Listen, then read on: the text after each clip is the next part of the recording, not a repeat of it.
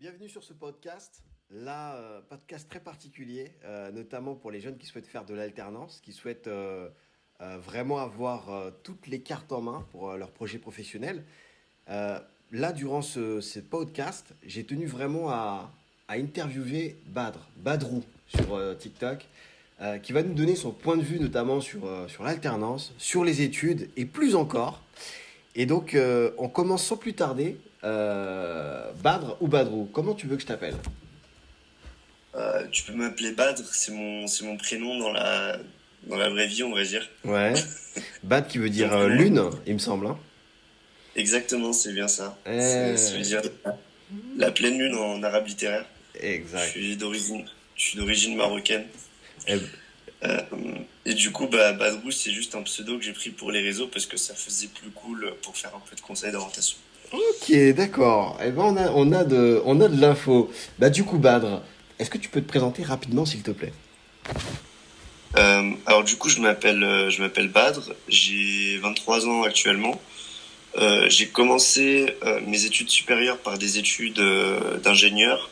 J'ai fait une classe préparatoire aux grandes écoles d'ingénieurs PTSI que j'ai raté. J'ai passé un an là-bas. C'était vraiment un an qui était super. Les gens étaient bien, mais je pense que j'étais pas assez mature pour la prépa. Je me suis après réorienté vers un DUT génie thermique électrique que j'ai raté aussi parce qu'en fait on est tombé sur le Covid. Et pendant cette année-là, je me suis un peu remis en question parce que j'ai découvert que peut-être que j'étais pas fait pour les sciences. Du coup, j'ai préféré travailler comme caissier pendant une année. J'ai passé des concours d'entrée pour des grandes écoles de commerce par la suite, après un an comme caissier. Du coup, je suis arrivé à l'EM Normandie et là, actuellement, je suis à l'IESEG School of Management en troisième année. Et là, je prépare mon entrée en master, soit en alternance, soit en initiale. Sur l'initiale, punaise. Ok, d'accord, super, super. Il y a des choses justement que tu as dit qu'on va approfondir par la suite. Donc là, quand on résume ton parcours, ça veut dire que tu as fait une prépa. Ensuite, après, tu as eu une petite année de césure, si j'ai bien compris, en tant que caissier. Et là, tu as repris tes études. En gros, si on compte le nombre d'années, j'ai eu 2 années de césure D'accord. en termes d'années, parce que en fait, j'ai eu l'année où j'ai travaillé comme caissier pendant le Covid, et j'ai eu l'année où j'ai préparé mon concours pour les écoles. D'accord. Donc toi, tu le vois, cette année de prépa, comme une année de césure aussi. Bah non, pas l'année de prépa, c'était en plus de l'année après c'était entre l'année de mon DUT, on était en 2020 et quand j'ai repris l'école, on était fin 2021. D'accord. Ok. Ok. C'est pour ça, ça fait un peu 2 ans. Quasiment 2 ans. Ok, d'accord. Ouais, quasiment. Pourquoi initialement, tu avais choisi les sciences? Qu'est-ce qui fait que tu avais choisi ce domaine? Euh, Parce qu'en fait, quand tu vis dans on va dire un foyer arabe, etc., les parents ils jugent que par les sciences, les mathématiques, Hmm. ce genre de choses. Moi, vu que j'avais une appétence pour les mathématiques, je m'étais dit que la physique, tout ce qui est physique, chimie, tout ce qui est SVT et tout, c'était fait pour moi. Mais en fait, non, pas du tout. Je me suis pas du tout écouté sur ce coup-là parce que, ok, j'étais fort en maths, mais j'avais aussi une forte appétence pour les sciences humaines. J'étais quelqu'un qui était très tourné vers les autres. Euh, Concrètement, j'étais le type de personne qui pouvait te vendre n'importe quoi. Hmm, hmm, hmm. Mais je m'en suis rendu compte extrêmement tard. Je pense que je me suis jamais réellement écouté après le bac. Et le seul moment où je me suis écouté, c'est quand je me suis dit, ok, vas-y, je vais aller en école de commerce et je vais faire de la finance. C'est là où je me suis écouté et où j'ai vu les choses un peu plus d'un côté Badr et pas le côté bon qu'est-ce qui est bien pour la famille, tu vois. Ok, c'est intéressant. Ça veut dire que tu as senti au début dans ton premier choix d'études, il y avait un peu l'influence familiale, culturelle. Et puis là, Ouais, totalement. ok, ok, ok. Ouais, totalement. Mais je leur en veux pas. Je Hmm. leur en veux pas parce que c'était quand même la voie royale, faire une classe préparatoire pour ensuite intégrer une grande école d'ingénieur. Mais je me suis rendu compte que c'était pas fait pour moi. Hmm, hmm, hmm. C'est, c'est plus ça. Ah, en fait, quand tu rates, quand tu vois que tu butes sur des trucs un peu qui sont faciles pour les autres et qui pour toi ne le sont pas, bah tu te dis que ouais, en fait, il faut que tu changes la manière de faire. Intéressant. Donc ça voudrait dire, ok, que par la suite, quand tu t'es réorienté, tu t'es senti beaucoup plus en phase avec toi-même, plus de facilité aussi dans ton parcours. Ouais, totalement. Mais tu sais que moi, j'ai dû me faire virer de chez moi pour comprendre ce que je voulais faire dans la vie. Mhm. Parce Justement, que, cette période-là, si tu veux, on va en rediscuter. Je sais, elle est très ouais, intéressante. y a pas de... Très, très, très intéressante d'ailleurs. Là, tu es toujours dans les études, si j'ai bien compris. Exactement. Ouais. Parce que du coup, effectivement, qu'est-ce qui fait, par exemple, que tu t'es pas arrêté? Parce que j'ajuste mes questions, si tu veux, en même temps. Qu'est-ce qui Ouais, fait que pas de tu t'es souci. pas arrêté en bac plus 3 par exemple? Après le bac plus 3 tu t'arrêtes pas. En fait, je pense que en France, actuellement, le bac plus 3 c'est devenu normal. C'est devenu quelque chose de normal à avoir. Et surtout, comme je suis en programme grande école, le problème, c'est qu'un bac plus 3 il est pas vraiment suffisant. Il me donne pas de diplôme. J'ai juste un niveau bac plus 3 avec 3 années dans le supérieur, quoi. Donc, j'ai pas encore mon diplôme de master. Donc, du coup, je trouve que c'est pas forcément intéressant d'arrêter. Et surtout qu'en sortie de bac plus 3 il n'y a pas vraiment des métiers qui sont intéressants dans la finance. Tu vas faire un peu des métiers, je vais pas dire bouche-trou, mais tout ce qui est poste un peu subalterne, tu vois, où tu vas faire un peu de back-office. Euh, je- pour ceux qui savent pas, le back-office, c'est un peu tous les métiers support dans le milieu de la banque ou les opérateurs. Et c'est intéressant, c'est bien, mais t'as pas forcément ce challenge un peu psychique, mental que tu vas chercher. Tu vas faire souvent les mêmes tâches et c'est souvent ce qu'on donne aux gens qui ont pas forcément les diplômes ou qui sont juniors. Hmm. Donc je me dis autant continuer comme ça, de me spécialiser, de gagner en expérience si je fais de l'alternance l'an prochain ou de faire des stages pour essayer d'avoir des stages de meilleure qualité chaque année. Voilà. Oui, en gros, pour moi, s'arrêter en bac plus 3 en France, Hmm. actuellement, c'est se foutre une balle dans le pied. D'accord. Clairement. D'accord, ok. Ouais. Tu sens que le bagage ne Et sera pas assez costaud quoi pour la suite, quoi. euh, je pense il y a des bacs plus 3 vont donner le bagage et où ça va être intéressant. Mais je pense que c'est surtout une histoire de aussi la société française, comment elle fonctionne. On met les diplômes sur un piédestal et on met le master vraiment sur un gros piédestal où c'est le Graal. Et Et je pense que dans des pays, tu vois, où c'est plus dur de faire un master, où ça coûte beaucoup plus cher comme les États-Unis, le bachelor est déjà très très bien considéré, c'est-à-dire le bac plus 3. Mais dans un pays comme la France où tout est gratuit, le bac plus 3 est très mal considéré en fait. En Intéressant, fait, ça. Intéressant. tout le monde a accès aux études, tu vois. Genre en gros, si tu as envie de faire des études en France, la seule chose que tu dois faire pour réussir tes études, c'est être déterminé et en vouloir plus que les autres. Parce que c'est gratuit. Mais dans un pays comme les États-Unis, non seulement tu dois en vouloir plus que les autres, mais en plus de ça, tu dois avoir les couilles de t'endetter pour prendre le prêt. Pour prendre le prêt à la banque, et il y a des gens qui s'endettent juste pour passer au bac plus 3, ils payent 80 000 euros à la banque. Ils empruntent 80 000 euros à la banque. Sauf que moi, j'ai jamais vu un seul mec en France qui emprunte 80 000 à la banque, 80 000 balles à la banque pour aller à la fac. Ça n'existe pas. Ouais. Surtout quand tu sais que la fac c'est 300 ou 400 euros l'année, tu vois. Donc, Ouais, exactement. euh, Exactement. Donc du coup, on n'a pas du tout les mêmes choses. Je trouve qu'en France, on se plaint vachement des systèmes qu'on a déjà, tu vois. Alors que si tu vas juste à l'extérieur, tu vas juste voir comment c'est un petit peu ailleurs, tu vas comprendre qu'on est vachement chanceux quand même. c'est vrai. C'est vrai. Et si tu prends une école comme Harvard, par exemple, qui est l'une des meilleures écoles aux États-Unis, je crois que t'es pas loin de 90 000 euros l'année. 90 000 dollars. Bah moi, si tu veux savoir, honnêtement, il y a des gens dans mon école qui ont fait un échange là-bas. Harvard, ça coûte 50 000 balles à l'année. 50 000 balles. Ok. Ouais. Ouais. 50 000 balles à l'année. Et encore, c'est juste pour être un étudiant visiteur. T'es même pas un étudiant. Voilà. Ouais, ouais, ouais, je vois le délire. Ouais, ouais. Ouais. Le prix Et d'une non, voiture à l'année. ouais, exactement. Mais ça vaut le coup. Ça vaut Si le coup. t'arrives à avoir Harvard sur le CV, ça vaut vraiment le coup, tu vois. C'est pas mal. Euh, Il y a une phrase que tu as dite dans un de tes TikTok qui est très Ouais. intéressant. Tu as mentionné que certains jeunes, en fonction de leurs études, ne pouvaient pas espérer gagner 3 000, 4 000 euros par mois à la sortie Ouais. de leurs études en bac plus 5. Qu'est-ce que tu entends par là?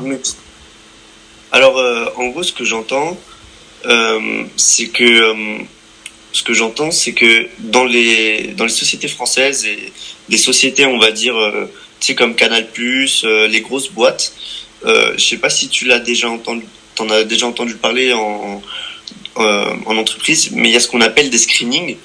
Et il y a des grosses boîtes comme L'Oréal, comme toutes les boîtes du CAC 40, qui ont une certaine demande en fonction des écoles. C'est-à-dire, elles veulent un certain type d'école. Par exemple, si tu prends EDF, ils prennent que les mecs qui sortent de grandes écoles d'ingénieurs, type Polytechnique Centrale, les grosses écoles d'ingénieurs, tu vois. Et ça, c'est quelque chose dont on parle assez peu sur les réseaux sociaux. Et on dit souvent aux gens que non, l'école que tu fais n'aura pas d'impact sur ta vie future, alors qu'en réalité, elle a un énorme impact. Il y a des gens qui sont totalement déconnectés de la réalité, qui veulent absolument toucher 3 000, 4 000 euros par mois. Il y a des gens qui sortent d'écoles qui sont beaucoup moins reconnus, qui vont réussir à toucher ces salaires, mais il faut dire que ça ne représente pas du tout une majorité de personnes, et ça dépend vraiment. Pour moi, c'est une minorité de personnes qui va toucher du 3 000, 4 000 en sortie d'école.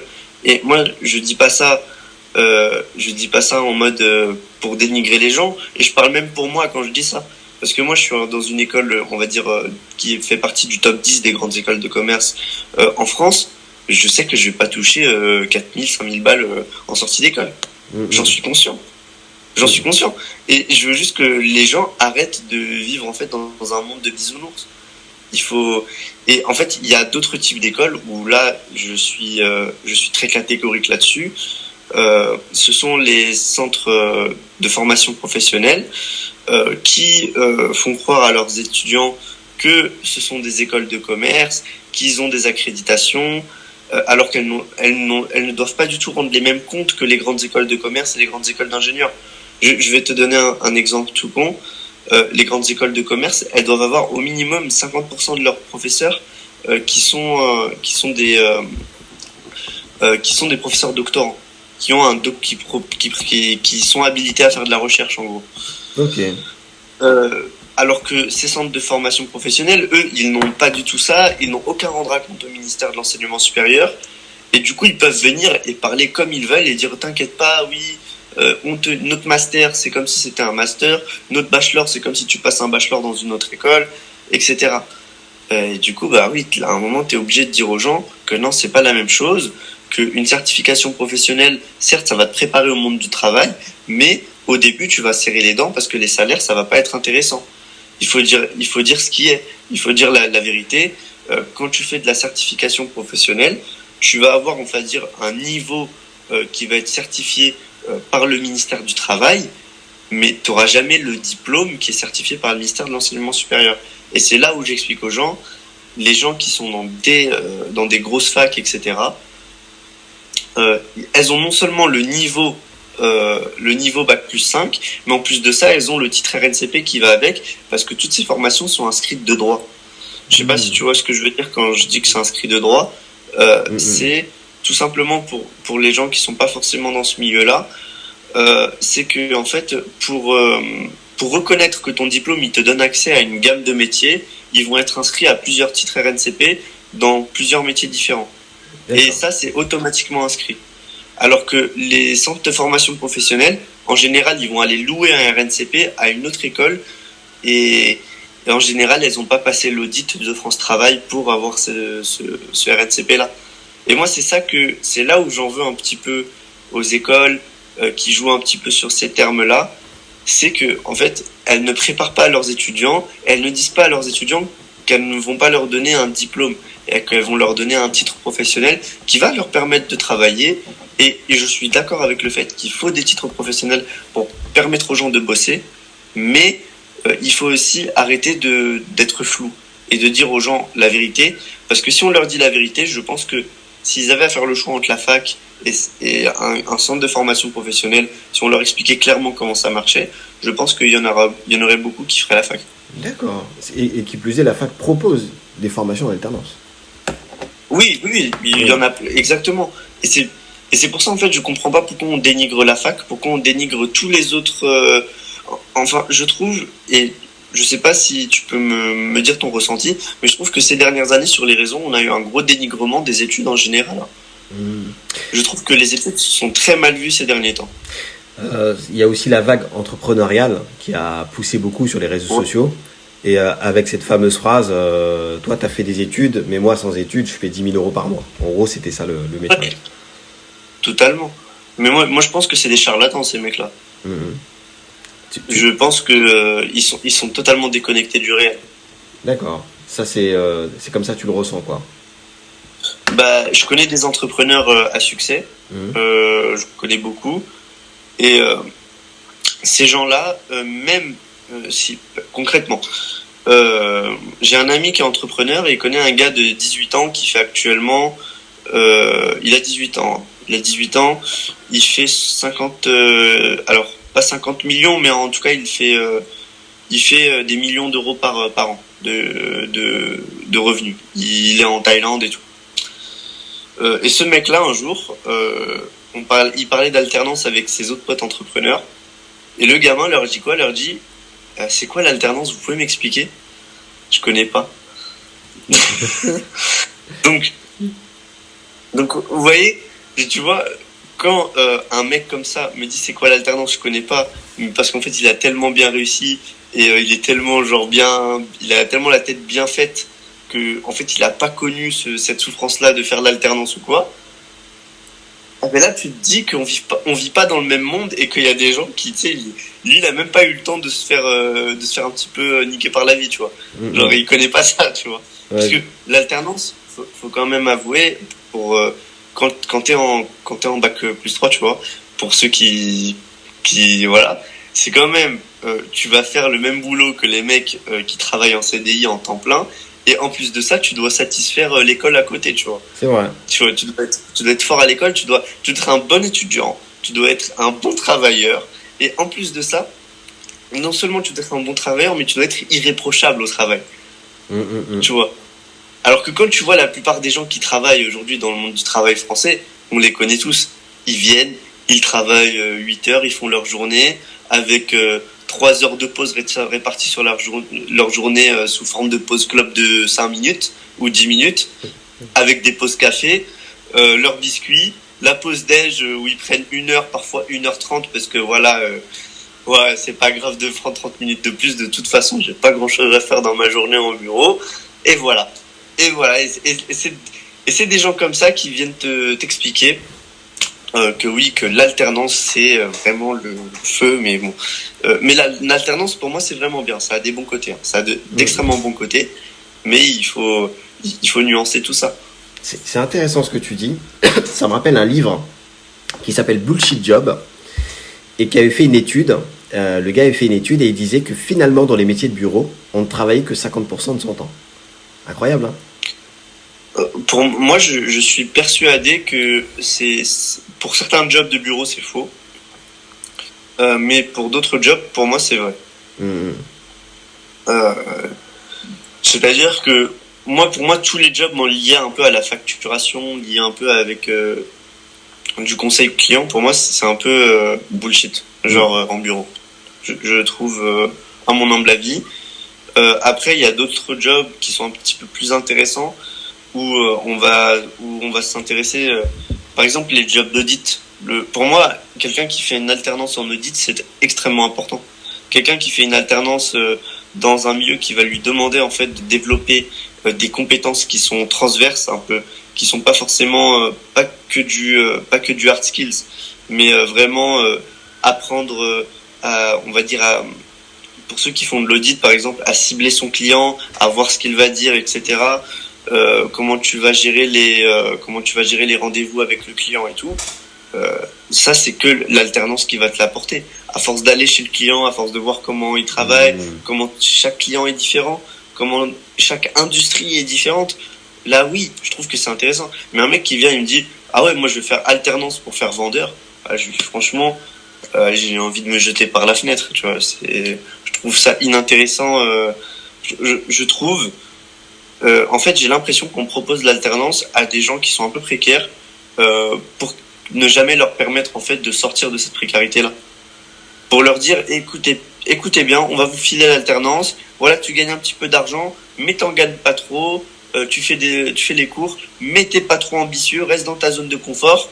Et par contre, ouais, on laisse les alternances et les trucs un petit peu stylés pour les gens qui, eux, veulent vraiment se donner, tu vois. Ok. Et c'est toujours les mêmes. C'est les mecs. Quand tu regardes là actuellement, moi je cherche en finance de marché. Tous les mecs que je trouve qui ont des bêtes d'alternance en marché, c'est des mecs de Dauphine.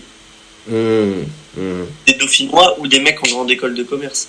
Et est-ce que tu trouves ça juste? Moi, je vais pas dire que je trouve ça injuste, mais je trouve que quand même, il y a cette asymétrie d'information et il y a beaucoup de gens qui se satisfont. Franchement, ils sont satisfaits de cette asymétrie d'information. Moi, j'en suis pas satisfait. Je vois pas pourquoi je devrais me contenter du minimum, en fait. Je comprends ce que tu veux dire. Je comprends. Et... Dis-moi. Tu voulais ajouter quelque chose, Bat? Non, je pense que ça va. Ok. J'étais assez long. Non, moi c'est parfait. Tu sais, Bad, quand je te regarde là, parce que là, ce que vous voyez pas en fait, puisque vous êtes sur le podcast, c'est que moi je vois Bad, je vois un jeune homme qui se construit dans sa carrière, etc. Et en fait, ce que je me dis, Bad, c'est je me dis, t'es quand même quelqu'un de relativement jeune, tu dois avoir quel âge? 23, 25 ans à peu près? J'ai 23, ouais. 23 ans. 23. T'as 23 ans, et je me dis, t'es un jeune, t'aurais pu être sur Netflix, t'aurais pu être en train de faire du foot, t'aurais pu être en train de faire plein de choses. Et tu as décidé sur TikTok de te renseigner, tu vois, sur l'alternance, les études, etc. Mais d'où ça devient tout ça, en fait, finalement? En fait, le truc, c'est que j'ai eu pas mal d'amis qui ont fait, on va dire, des écoles un peu pas reconnues, des trucs comme ça, et qui m'en ont parlé. Du coup, j'ai commencé à me renseigner sur leurs méthodes, et moi aussi, j'ai été victime de certaines écoles comme ça. Ça veut dire que vous me voyez aujourd'hui, je suis extrêmement arrogant sur mes vidéos, extrêmement, voilà, je tacle beaucoup. Mais en fait, je tacle parce que moi aussi, je me suis fait avoir à un moment. Et comme moi, je me suis fait avoir, ça veut dire, en fait, c'est pas grave si dans ta vie, t'as fait des choix à un moment qui t'amènent à faire des erreurs. Le problème dans la vie, c'est quand tu fais ces choix-là et que tu ne te remets pas en question. Moi, je me suis remis en question. J'ai eu des amis à qui c'est arrivé. Et du coup, moi, j'ai pris les choses extrêmement à cœur dès le début. Et je me suis dit, je vais faire ce que les gens ne font pas. Je vais essayer de donner l'information. Et il y en a plein d'autres sur les réseaux sociaux qui font ça. Il n'y a pas que moi. Il n'y a pas que moi, on est beaucoup. Mais c'est vrai que j'ai un peu lancé cette vague-là de parler d'écoles pas reconnues. Ça, c'est moi qui l'ai lancé. J'en suis conscient. Je suis tombé sur des articles de journaux qui ont sorti, même les journaux ont commencé à parler du RNCP, de je sais pas quoi, après que j'ai mis mon petit grain de sel. Quand j'ai commencé à prendre les écoles et à les dézinguer une par une, j'ai vu des médias comme Totis qui ont invité des directeurs d'école pour qu'ils parlent de ça. Donc, du coup, ce que j'ai fait sur les réseaux sociaux, mine de rien, ça a eu un impact. Et pourquoi je suis pas sur Netflix, pourquoi je fais ça sur les réseaux sociaux, parce que pour moi c'est important de donner en fait l'information aux gens. Je sais que les gens sont beaucoup sur TikTok et je sais que sur TikTok il y a pas mal de gens qui ont la tête bien faite, qui sont capables d'écouter un discours, et je pense que ça touche beaucoup de gens ce que je dis, même si parfois j'y mets pas les formes, même si parfois je suis très arrogant, je suis très prétentieux. Et je m'en rends compte parce que j'ai fait des vidéos où parfois je me dis peut-être que j'aurais dû mettre les formes, j'aurais dû faire les choses autrement, et peut-être que ça ferme mon discours à énormément de personnes qui sont juste fermées par rapport à ma personnalité. Et mais je pense que c'est déjà un bon début d'essayer de donner l'information. Après, bien sûr, il y a encore du travail à faire sur la forme de mon contenu, sur comment je devrais parler aux gens, et je pense aussi que j'ai ce petit problème en fait, j'arrive pas à ne pas m'énerver quand je vois des gens qui me disent que en fait ils sont allés dans ces écoles-là et qui se sentent très très bien, alors que je suis sûr que si on leur avait filé l'information, ils auraient peut-être pas fait les mêmes choix. Et en fait, c'est ça qui m'énerve un petit peu, c'est que aussi je retrouve souvent le même type de profil dans ces écoles-là. Et je vais être extrêmement cru. Justement, je voudrais qu'on en reparle de ça un petit peu plus tard, parce que là, tu touches à un point très sensible. Je l'ai noté dedans. Il y a une double chose que je voudrais t'interroger dessus un tout petit peu plus tard, si tu veux. Ouais. Il y a juste un mot que tu as utilisé tout à l'heure qui a éveillé mon esprit, c'est que tu as dit « j'ai été victime ». Et certains amis ont été victimes. C'est comme ça que tu le prends, toi, par rapport à ces écoles? Être une victime? Pour moi, c'est clairement ça. Ça veut dire que... En fait, ils profitent du fait que tu as raté un peu sur Parcoursup, que tu es en réorientation et en situation compliquée, pour t'appâter avec de l'alternance et avec, soi-disant, de l'argent, avec le fait qu'ils vont t'aider à trouver ton alternance, sans t'expliquer réellement qu'en fait, ce n'est pas une vraie école de commerce, c'est une entreprise qui cherche avant tout à faire de l'argent et qui va te former professionnellement. Et il t'explique pas du tout que tu vas pas avoir accès au même métier prestigieux que les mecs qui sortent de grande école. D'accord. Donc tu sors. Mais vas-y, dis-moi. oui, pour moi, c'est de la communication mensongère. Pour moi, on profite de situations compliquées, de gens qui ont des situations qui sont difficiles, pour les endoctriner et les mettre là-dedans. Et c'est pour ça qu'une fois qu'ils sont là-dedans, je pense que tu as remarqué, c'est très dur de leur faire entendre raison. Ça fait mal de se voir dire que oui, en fait, c'est juste une certification professionnelle et c'est pas un diplôme qu'on t'offre. Et moi, j'ai l'impression que c'est souvent les mêmes personnes qu'on va pousser à faire ça. C'est des Arabes et des Noirs. Et moi, ça me rend fou parce que on me propose tout le temps les mêmes solutions pour ces gens-là. On leur propose pas du tout de rentrer dans des grandes écoles. On leur propose pas du tout de faire des choses qui sont de faire des parcours ambitieux. On leur dit pas, on leur dit non, c'est bien, c'est très bien pour vous, restez à votre place, faites ça. Et moi, ça me rend fou. Ça me rend extrêmement fou parce que moi, mes parents, ils m'ont toujours dit que comme quoi il faut toujours faire les choses les plus ambitieuses possibles, même si eux, ils n'ont pas eu la chance de faire d'études. Mes parents sont commerçants, pour ceux qui croient que moi, je suis un fils à papa ou je sais pas quoi, ou ce que vous voulez. Je suis pas du tout un fils à papa, ni un fils à sa maman. J'ai vécu en HLM pendant je sais pas combien d'années. J'ai toujours fait mes études dans le public. J'ai fait mes études dans le public jusqu'à ma première année d'école de commerce. J'ai jamais connu le privé avant. Donc oui, mes parents m'ont toujours poussé à faire des études, on va dire un peu ambitieuses. Dans ma famille, je suis le seul à avoir fait une prépa. Dans toute ma famille. J'ai une tante qui a fait médecine. Bah tu vois. Wow. Si tu veux, là c'est très intéressant que tu viennes sur le côté familial, là, Badr, parce que justement, je voudrais qu'on revienne sur ton expérience de caissier. Je regardais justement, alors j'avais noté le TikTok. Tu parlais, alors il a fallu que je rassemble plusieurs TikTok pour comprendre un peu l'histoire. Ouais. Tu vois, donc il a fallu que je remonte pas mal. Donc j'ai cru comprendre une expérience de caissier et à la fois il y a eu ce conflit avec ton papa qui t'a amené sur plus ou moins sur cette expérience. Est-ce que tu peux nous raconter ça ? Exactement. Alors comment dire ? Mon père déjà, déjà j'embrasse mes parents, je les aime tous les deux, ils m'ont énormément apporté. Et surtout mon père, il a eu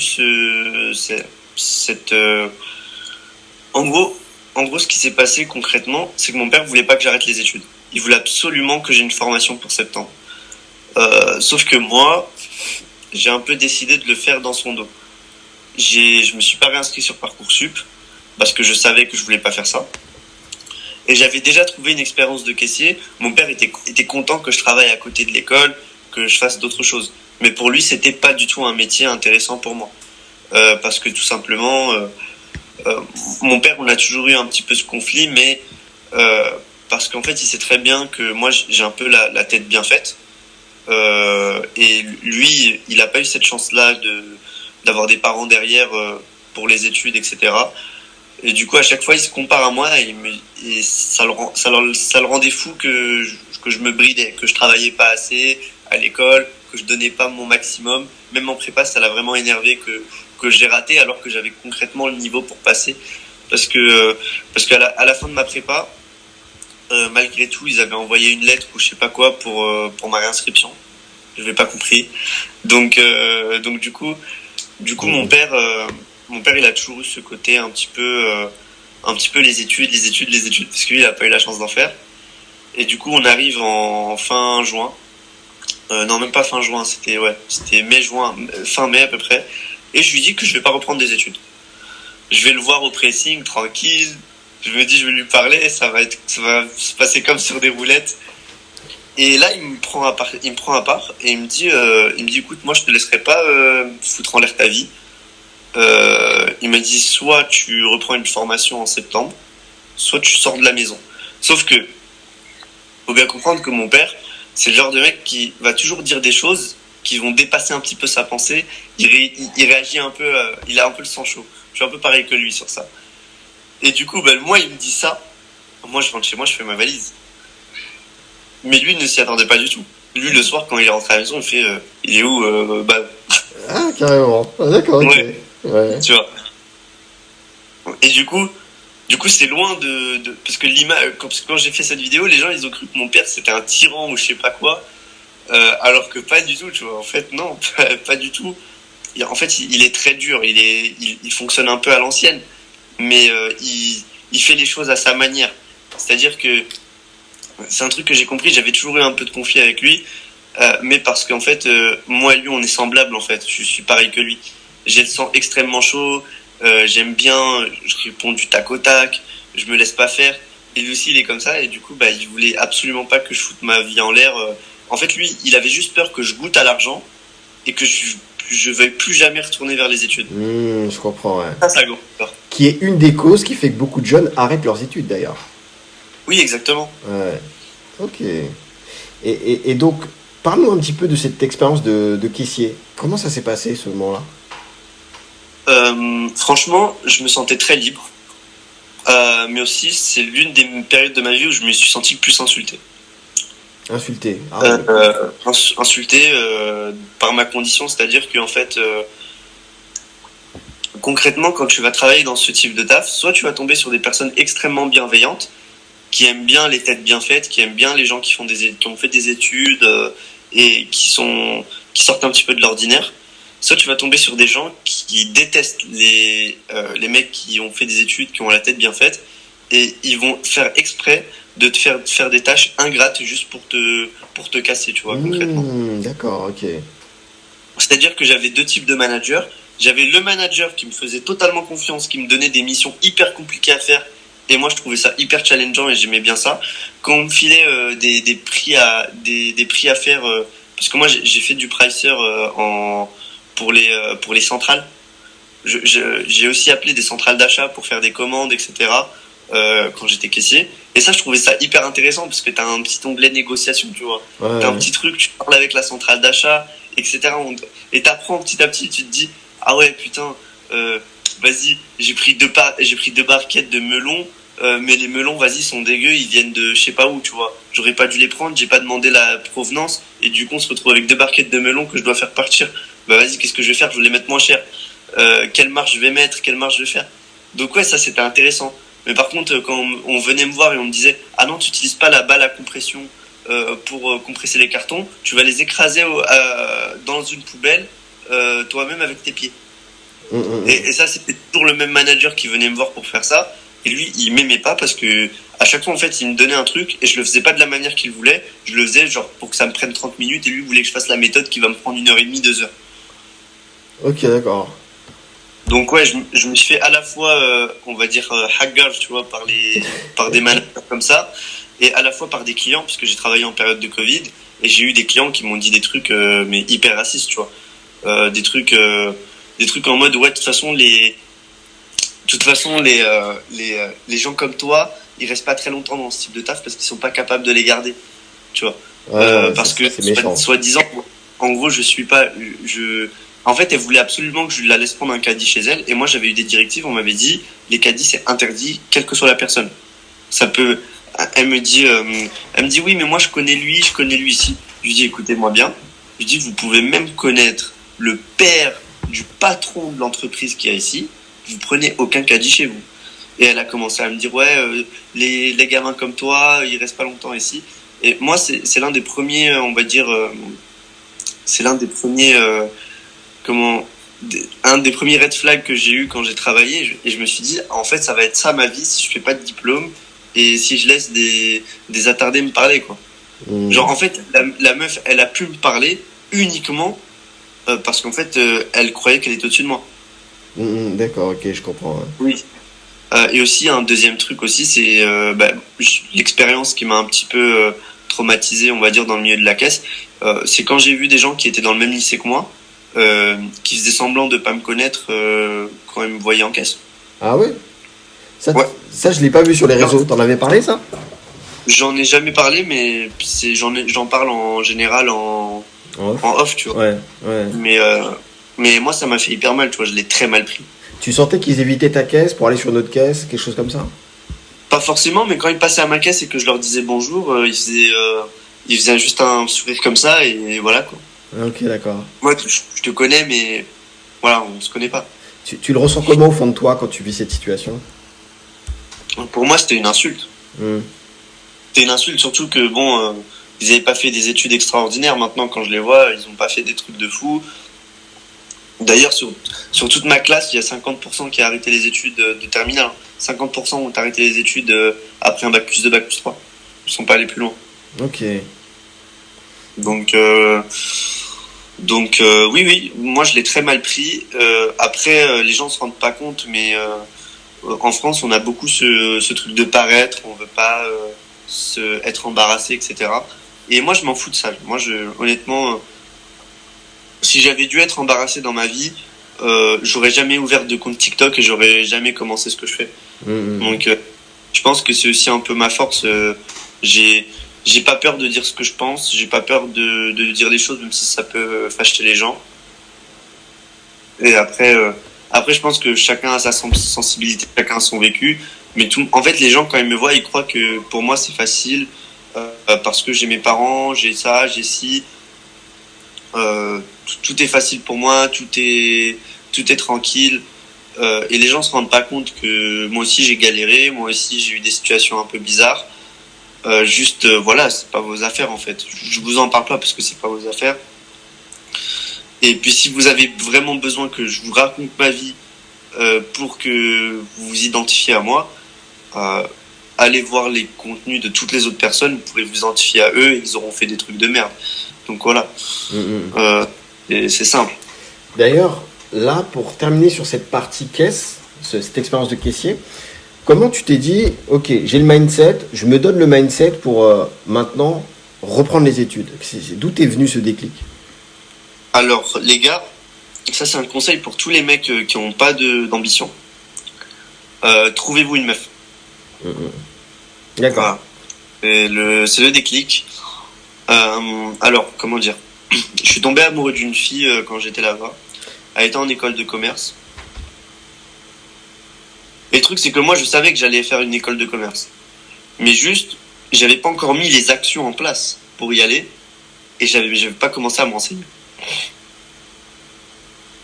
Quand j'ai vu cette fille, on a commencé à se chercher un petit peu. On a fini par se mettre ensemble. Et à partir de ce moment-là, je me suis dit, ok, là, je suis une merde. Concrètement, je suis une merde. Elle est dans une bête d'école. Il faut que je bosse. Il faut que je bosse et il faut que je travaille jour et nuit jusqu'à que voilà. Donc, elle m'a aidé à préparer les concours. Elle m'a aidé mentalement, vraiment sur toute l'année. Donc, je sais que c'est rare de trouver une copine qui va te prendre même quand t'es au plus bas et qui va te ramener en haut. C'est très très rare. Mais moi, j'ai eu la chance de ça et j'ai fait énormément de bonnes rencontres à ce moment-là en même temps. D'accord. J'ai rencontré des gestionnaires de patrimoine, des gestionnaires d'actifs qui sont dans le milieu de la finance, etc. Et qui, eux, m'ont donné envie en fait d'aller beaucoup plus loin.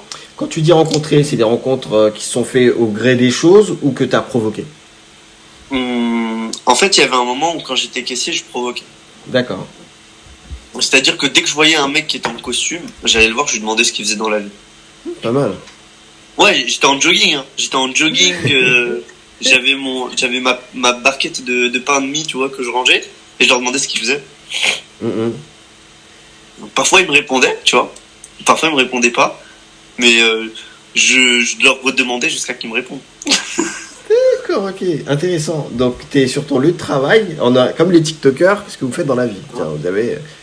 Et quand ils te disaient, par exemple, je suis gestionnaire en patrimoine, toi, comment tu continuais, tu poursuivais cette conversation? Comment je continuais? Je leur expliquais, je leur demandais de m'expliquer un peu le métier, de me dire ce que c'était que la finance de marché, de me dire pourquoi ils avaient fait ça, pourquoi ils avaient fait ce choix, quelle école ils avaient fait. Et du coup, j'ai pu dessiner petit à petit un arbre avec, ah ouais, pour faire tel métier, il faut telle école. Intéressant. Alors que pas forcément, tu vois. Mais juste moi, dans ma tête de caissier, quoi, c'était, ouais, en fait, pour faire telle école, il faut faire ça. Et telle école est pas forcément bien pour faire ça. Et vu que c'était des professionnels qui me disaient ça, parce que tout le monde me dit, tu parles sans savoir, tu connais rien du monde du travail, t'as jamais rien vu de la vie, tu sais rien, t'es matrixé.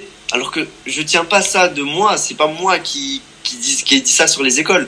C'est ce que les gens qui ont réussi à rentrer dans de hautes positions m'ont dit. C'est pas moi, c'est pas. Parce qu'à chaque fois on vient me voir, on me dit ouais, mais tu parles, mais t'as fait quoi concrètement dans ta vie? Est-ce que t'as déjà travaillé? Et je suis sûr, je dis caissier, ils vont me dire ouais, mais ça c'est pas un travail, tu vois. Et c'est ça le problème. C'est ça le problème, tu vois. Tu dis aux gens que t'as fait des choses et on te dit non, t'as rien fait, t'es personne, t'es machin, t'es trucs. Et non. Oui, moi j'ai fait comme un autiste. Hein. J'ai fait comme un autiste quand j'étais en truc. J'allais voir les gens, quel travail, quelle école, c'est quoi tes conseils. Je prenais leur numéro de téléphone, je les mettais sur mon portable. J'ai même dîné chez des gens. Ah, c'est bien ça. Ah ouais. J'ai même dîné chez des gens et qui eux m'ont et en gros moi je me souviens que j'avais fait un dîner chez c'est un ami maintenant, il s'appelle Lolo. Et lui il était gestionnaire de grande fortune, c'est-à-dire gestionnaire de patrimoine pour grande fortune, c'est-à-dire que concrètement il gérait des fortunes des mecs qui avaient des châteaux, quoi. D'accord. Old money, quoi. Des gars de la old money. Exactement.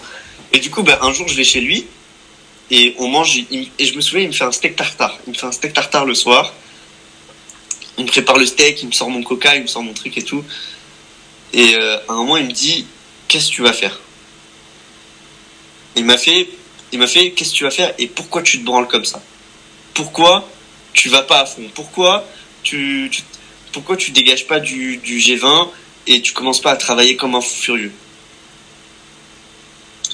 Et moi, franchement, j'avais 19 ans quand il m'a dit ça. Non, 19. J'avais 19-20 ans quand il m'a dit ça. Mais je me suis senti hyper mal. Je me suis dit, mais vraiment, ouais, les mecs prennent de leur temps, ils viennent, ils m'expliquent. Et moi, je mets rien en action. Je fais rien. Je suis pas proactif. Je suis proactif, juste, je demande des infos, mais j'en fais rien du tout. Donc à partir de ce moment-là, j'ai vraiment lancé la machine. Et avec ma copine de l'époque qui m'avait vraiment beaucoup aidé, bah voilà quoi, j'ai réussi à rentrer en école. J'ai pas eu mon choix d'école numéro 1, j'ai eu l'EM Normandie qui était pas mon choix d'école numéro 1, mais du coup à ce moment-là j'ai réfléchi, comment j'ai dit vas-y, je vais aller à l'EM, mais je vais me craquer, je vais me barrer après un an. C'est intéressant cette partie-là, tu vois, c'est que en discutant, ça dépasse le cadre de ma préparation. Juste très brièvement, Bad, est-ce que le fait d'aller chez quelqu'un qui, je vais mettre des guillemets, a une réussite professionnelle, est-ce que tu as senti au niveau de ses biens matériels, de ce qu'il a pu t'apporter intellectuellement, est-ce que tu as senti vraiment le gap qui existait entre toi et lui? Est-ce que ça a été une source de motivation pour toi, sur le plan matériel? En fait, pas vraiment, parce que c'est un mec, c'est un self-made, ce monsieur. D'accord. Donc du coup, il a fait l'armée, il a fait énormément de choses, des trucs très périlleux, très dangereux. Il était dans l'infanterie, dans l'infanterie parachutiste de mémoire. D'accord. Et du coup, lui, il a pas eu de père. Et il m'expliquait que, en fait, il m'a tout expliqué. Il me disait, oui, écoute, si tu veux faire tel truc dans la vie, il faut que tu passes par ça. Et il faut pas que tu négliges les études, et il faut pas que tu négliges l'école que tu vas faire.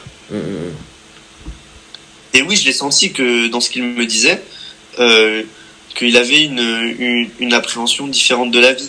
Et en fait, j'ai eu d'autres gens, j'ai eu d'autres managers. J'ai eu un manager notamment qui s'appelle Fad, qui m'a énormément aidé, qui est un Algérien, qui est arrivé en France et qui était ingénieur informatique à la base. Et il n'a pas pu faire ses études, terminer ses études en France, enfin faire la passerelle ingénieur informatique en France. Parce qu'en fait sa sœur est tombée malade et qu'il a dû travailler et trouver de l'argent très très vite pour lui payer ses opérations. D'accord. Donc ouais, je suis tombé sur des gens comme ça, et quand tu les vois, en fait, tu vois que la vie a pas été tendre avec eux, et que toi, la vie est tendre avec toi, et regarde ce que tu fais de ta vie. Moi, c'est comme ça que j'ai réfléchi, et jusqu'à maintenant, j'essaye un peu de me dire ça, de me dire, regarde toute la chance que t'as, parce que moi, je suis très chanceux. Vu que j'ai la tête un peu bien faite, j'attire un peu les gens de tout horizon. Il y a des gens qui viennent de très très bonne école, qui viennent et qui me proposent leur aide gratuitement. J'ai par exemple, pour ma recherche d'alternance, j'ai un abonné qui à la base trouvait mon contenu extrêmement arrogant et pas du tout bien, qui m'a donné des conseils, j'ai changé, j'ai commencé à parler avec lui et maintenant il m'apporte son aide. Il m'apporte son aide pour ma recherche d'alternance. Il me donne des conseils. C'est un peu mon mentor, tu vois. Il est à Dauphine. Et t'as cette chance-là et tu fais rien de ces chances-là. Tu peux pas, quand t'as des gens qui viennent, qui t'aident pour ce que tu es, tu peux pas te permettre de décevoir les gens. Et je pense qu'il y a trop de gens qui ont trop pris l'habitude de décevoir les autres et de se décevoir eux-mêmes. Ok, je comprends bien, ouais, qui se laisse porter par les choses et qui... Par le vent. Ouais, c'est ça, exactement. On se laisse porter par le vent et puis on est un boulet pour les autres, quoi. Là, en parlant d'école de commerce, là, il y a un sujet que je voudrais qu'on en parle. Ça fait l'objet de plusieurs de tes TikTok. Ouais. Il y a une école de commerce qui a discuté avec toi sur les réseaux, qui a commenté une de tes vidéos et effectivement, tu lui as répondu sur plusieurs TikTok. Parle-nous de cette histoire, s'il te plaît. En fait, cette histoire, c'était quoi à la base? C'était que, en gros, c'est parti vraiment d'un petit truc, hein, tout petit, où je disais que l'école, en fait, elle n'avait pas beaucoup de sélectivité. C'est-à-dire qu'au concours, concrètement, elle prenait pas les meilleurs élèves, elle prenait des élèves qui sont pas les meilleurs et qui sont, en gros, voilà, bon, on va être cru encore. Mais ce que j'avais expliqué sur cette école-là, c'est qu'elle préférait la quantité à la qualité des entrants, et que c'est quelque chose qu'on ressentait beaucoup une fois qu'on rentre dans l'école, parce que en fait, il n'y a pas vraiment de suivi pédagogique et elles n'ont pas beaucoup de professeurs permanents. Elles ont beaucoup de professeurs intérimaires. Donc du coup, ça leur a pas trop plu quand j'ai parlé de l'école dans ce sens-là. Et en fait, il se trouve que j'ai fait plusieurs séries de vidéos parce que moi, j'aime bien cette école, honnêtement, dans le fond, parce que j'étais dans cette école avant. Je les aime bien, même si j'ai quitté cette école. Je parle jamais mal de cette école pour dire que c'est de la merde ou quoi. Mais là, j'ai trouvé qu'en fait, ils se rabaissaient. Ils n'avaient pas à répondre sous la vidéo d'un random comme moi. Et c'est pour ça que j'ai fait 2 autres vidéos. Pour leur dire que ils n'ont pas le droit. Pour leur dire qu'ils n'ont pas le droit de s'afficher comme ça quand c'est une grande école. Quand t'es une grande école, tu réponds pas. Soit tu vas voir en privé le mec, tu discutes avec lui. Et voilà. Et moi, franchement, il serait venu en privé pour discuter avec moi, j'aurais retiré la vidéo. J'aurais retiré la vidéo. Mais le fait qu'ils viennent et qu'ils commentent en dessous pour me dire que je dis des bêtises sur l'école, qu'il faut que je vérifie mes informations, alors que c'est des informations qu'on retrouve en ligne et que tout le monde voit les mêmes informations que moi, j'ai trouvé qu'ils étaient de mauvaise foi. Et le problème, c'est qu'ils se sont même pas demandé, ah oui, le mec, c'est un ancien étudiant, il est parti de l'école, pourquoi il dit ça? Non, ils se sont dit, non, le mec, il dit de la merde, voilà et tout. Et ça m'a pas plu. En fait, j'ai trouvé qu'ils se sont rabaissés à faire comme les écoles, tu sais, qui passent leur temps à faire leur pub sur les réseaux. D'accord. Et ça m'a saoulé, ça m'a énervé. Ok. Donc effectivement, je vois un peu mieux sur cette histoire. Là, actuellement, tu n'as aucune année d'alternance, si je comprends bien, Badr. Aucune, ouais. 0 année d'alternance, d'accord. Moi, c'est une question un peu pour avoir ton avis dans ce cas. Je ne vais pas passer sur la partie alternance. On parlait tout à l'heure des personnes qui disaient que les études, ça sert à rien, on dénigre des études. Est-ce que tu penses qu'en 2024, c'est toujours utile d'aller dans une grande école à l'époque où la formation est devenue une commodité? Ben, je pense que encore plus à cette époque-là. Intéressant, développe-nous ça. En fait, le truc, c'est que comme c'est devenu normal de se former, il faut avoir un parcours qui va être différenciant, tu vois. Genre là, par exemple, concrètement, des gens qui font leur échange au Japon, ça se compte sur les doigts de la main en France. Il n'y a pas beaucoup de gens qui partent au Japon faire leurs études. C'est vrai. c'est vrai. Tu vois. Et moi, c'est l'école de commerce qui m'a permis ça. D'accord. Ah, donc, je commence à faire le lien avec quelque chose que j'allais t'interroger un peu plus tard. Mais vas-y, dis-moi, explique-moi. C'est l'école de commerce qui m'a permis de faire ça. En fait, dans mon école, il y a ce qu'on appelle un classement des étudiants. En fonction de ton classement, tu vas avoir certaines écoles, certaines universités partenaires. D'accord. Et donc, de ce fait, en fait, moi j'ai choisi le Japon parce que j'étais bien classé, que ça me permettait de un peu changer ma vision des choses. Je voulais pas partir totalement dans un autre endroit que la France, très loin de l'Europe, très loin. Je voulais pas les États-Unis parce que pour moi c'est la France avec plus d'obèses et plus de cholestérol et plus de diabète. Ça m'intéressait pas, j'aime pas la logique américaine. Du coup, je me suis dit, le Japon, ça peut être intéressant. Donc, oui, c'est mes études d'école de commerce qui m'ont permis d'aller à l'étranger. D'accord. Un podcast. J'avais pas compris ça comme ça, si tu veux. J'avais pas compris ça comme ça, ouais. Non, tu croyais que j'étais parti en mode pendant 6 mois pour découvrir. J'étudiais là-bas. Ouais, en fait, si tu veux, j'ai remonté tout ton TikTok. Et le premier TikTok, t'es au Japon et tu parles du Japon, tu vois. Et tu nous dis que t'es dans la ville de Nagoya au Japon. Et que ça commence comme ça. Tu veux nous expliquer les bons plans, comment avoir une bonne diète, etc. au Japon et en menant des études. Au début, ouais. Au début, c'était ça le plan. Je voulais parler de... Alors, parce que c'est... Ça, il n'y a pas beaucoup de gens qui le savent, mais moi, je fais beaucoup de musculation. Je pense que tu as vu sur les vidéos. J'ai vu, Je fais beaucoup de muscu, je fais beaucoup de sport. Et moi, en fait, à ce moment-là, j'étais suivi par un coach qui est mon ami maintenant. Et du coup, il est assez connu sur les réseaux. D'accord. Et du coup, en gros, quand je suis arrivé là-bas, j'étais encore sous diète, j'étais fatigué. Et je me suis dit, vas-y, je vais me lancer sur TikTok. Et je vais parler des bons plans que tu as au Japon, des bons trucs.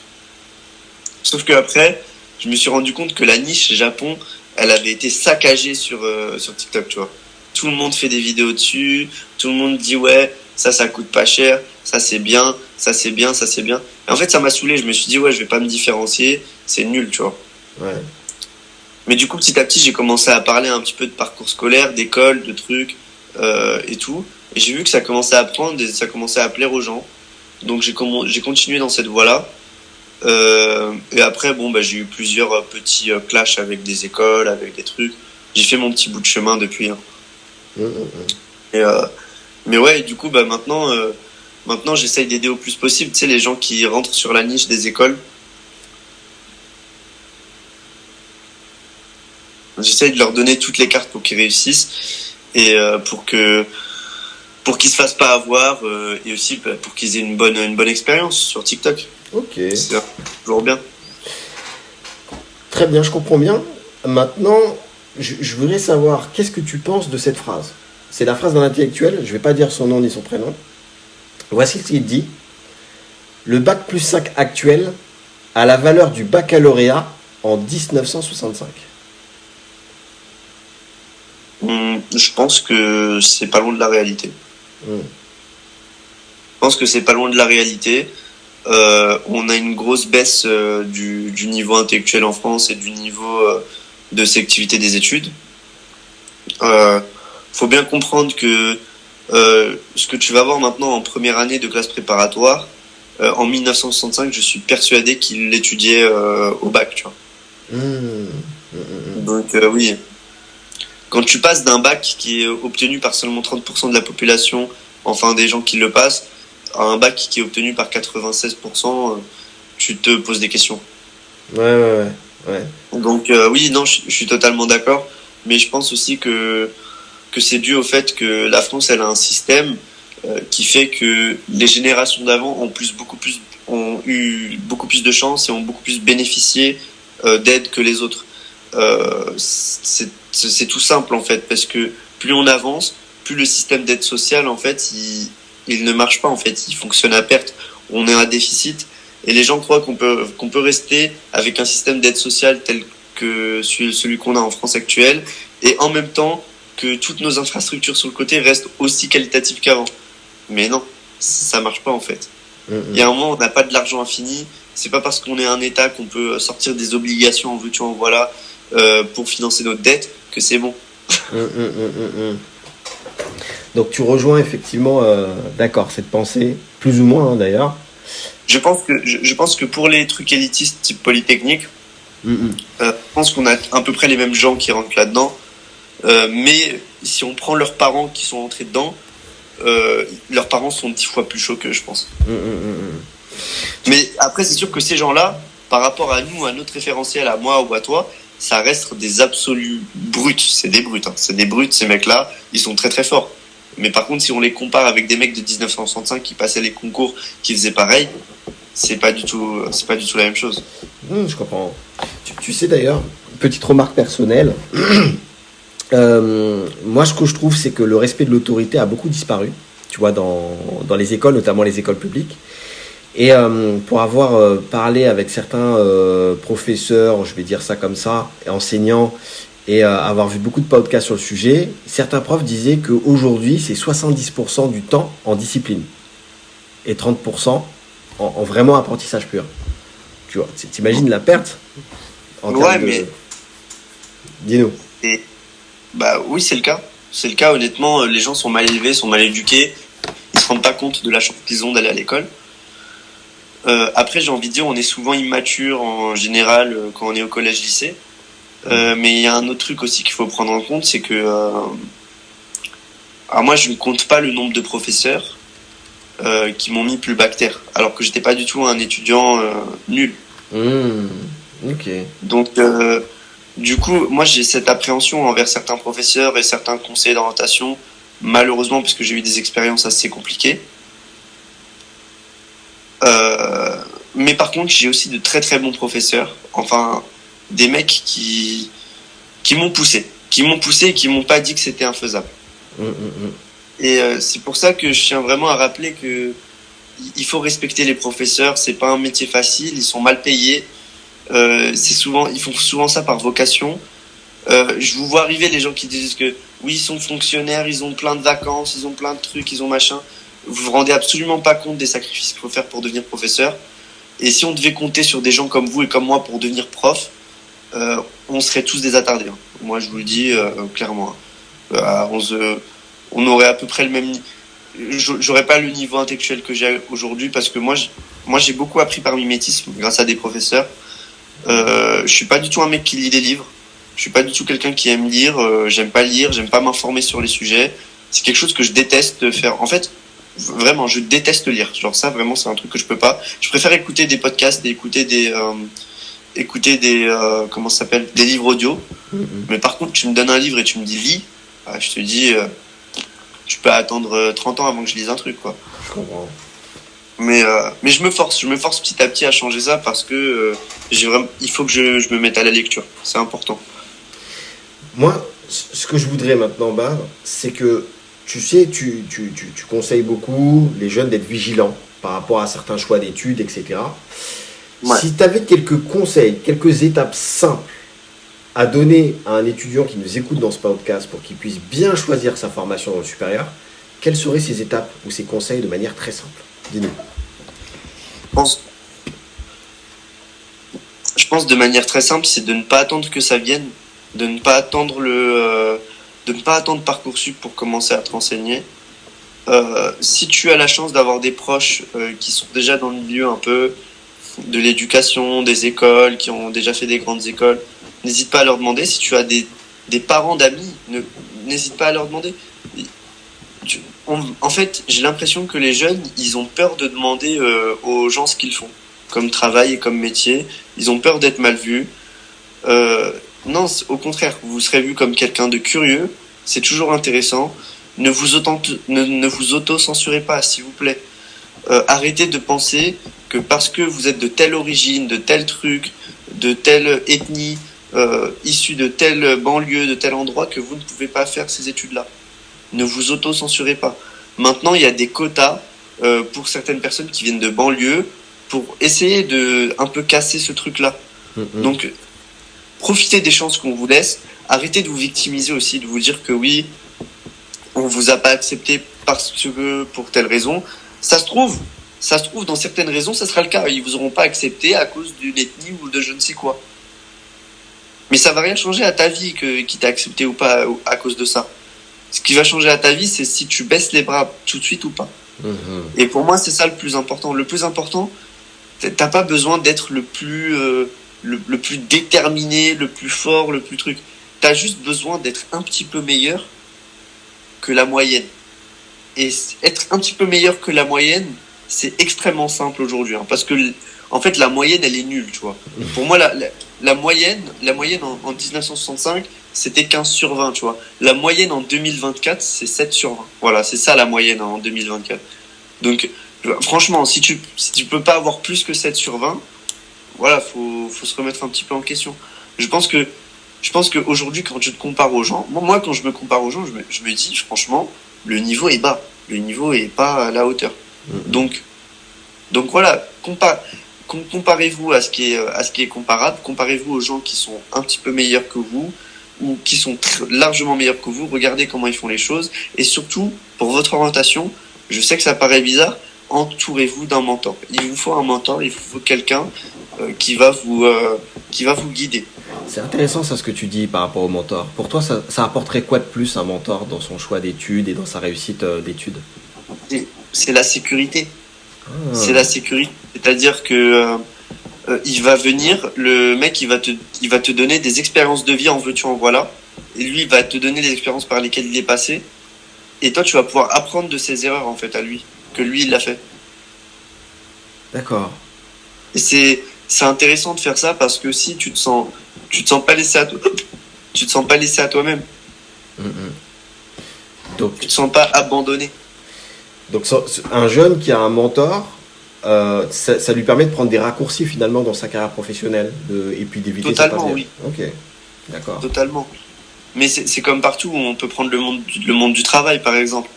Toi, tu connais le monde de l'alternance, etc. Toi, t'as sûrement dû faire face à des gens qui t'ont pris sous leur aile quand tu étais un peu plus jeune. Exact. Et qui t'ont donné les informations. Exact. Et maintenant, tu rends un peu l'ascenseur, tu vois. Moi, c'est exactement ça. Hein.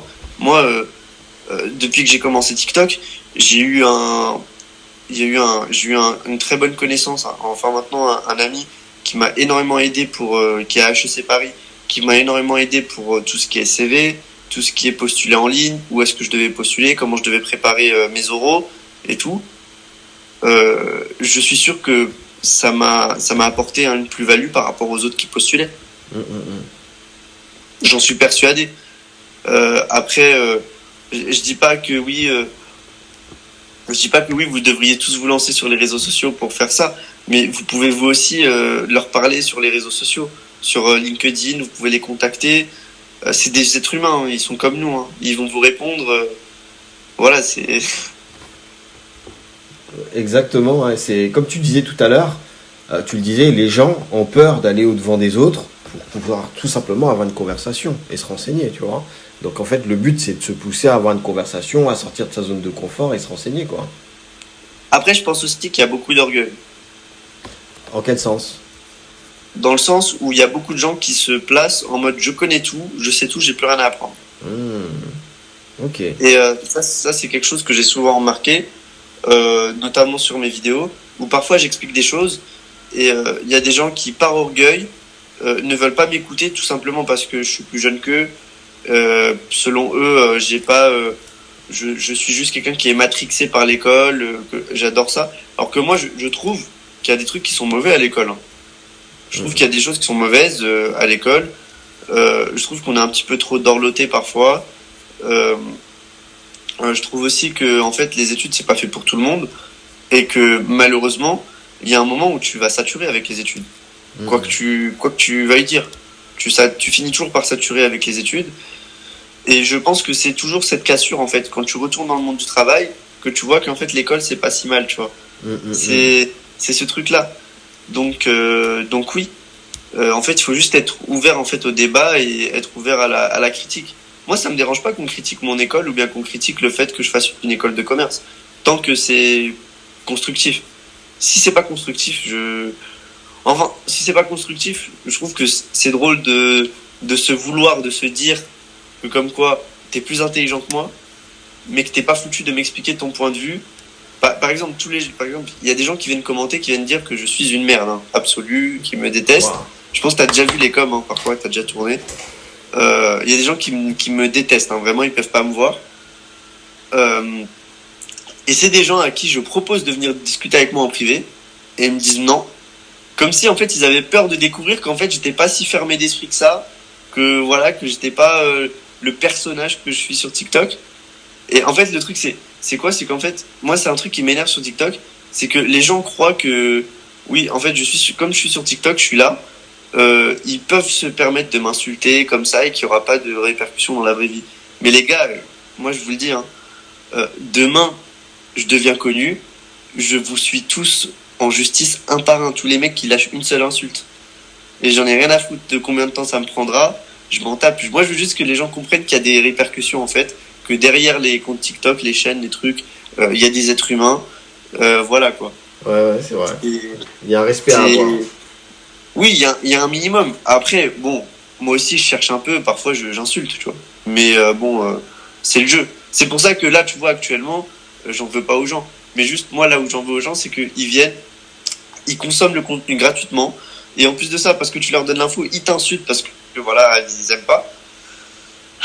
Et après, ils viennent te voir, ils te demandent des conseils en live, s'il te plaît, est-ce que tu peux me dire ce que tu penses de ça? Alors que, genre, il y a 3 jours, ils t'ont insulté, tu vois. Ah, intéressant, ouais. Ok. Genre, les mecs n'ont aucune colonne vertébrale. Genre, au moins, si tu m'insultes, viens pas sur mes lives, en fait. De fou. Une sorte de schizophrénie, tu sais. Syndrome de Stockholm. Exactement, tu vois. Surtout que, tu vois, genre, il y a plein de TikTokers, tu vois, avec qui sont assez connus, tu vois, avec qui je discute. Ouais. Et ces mecs-là regardent mes vidéos. Ces mecs-là regardent mes vidéos. Et en plus de ça, ils me disent que c'est bien ce que je fais, tu vois. Donc moi, je sais que c'est bien ce que je fais. J'ai pas besoin d'attendre le énième trou du cul pour savoir que ça va être bien.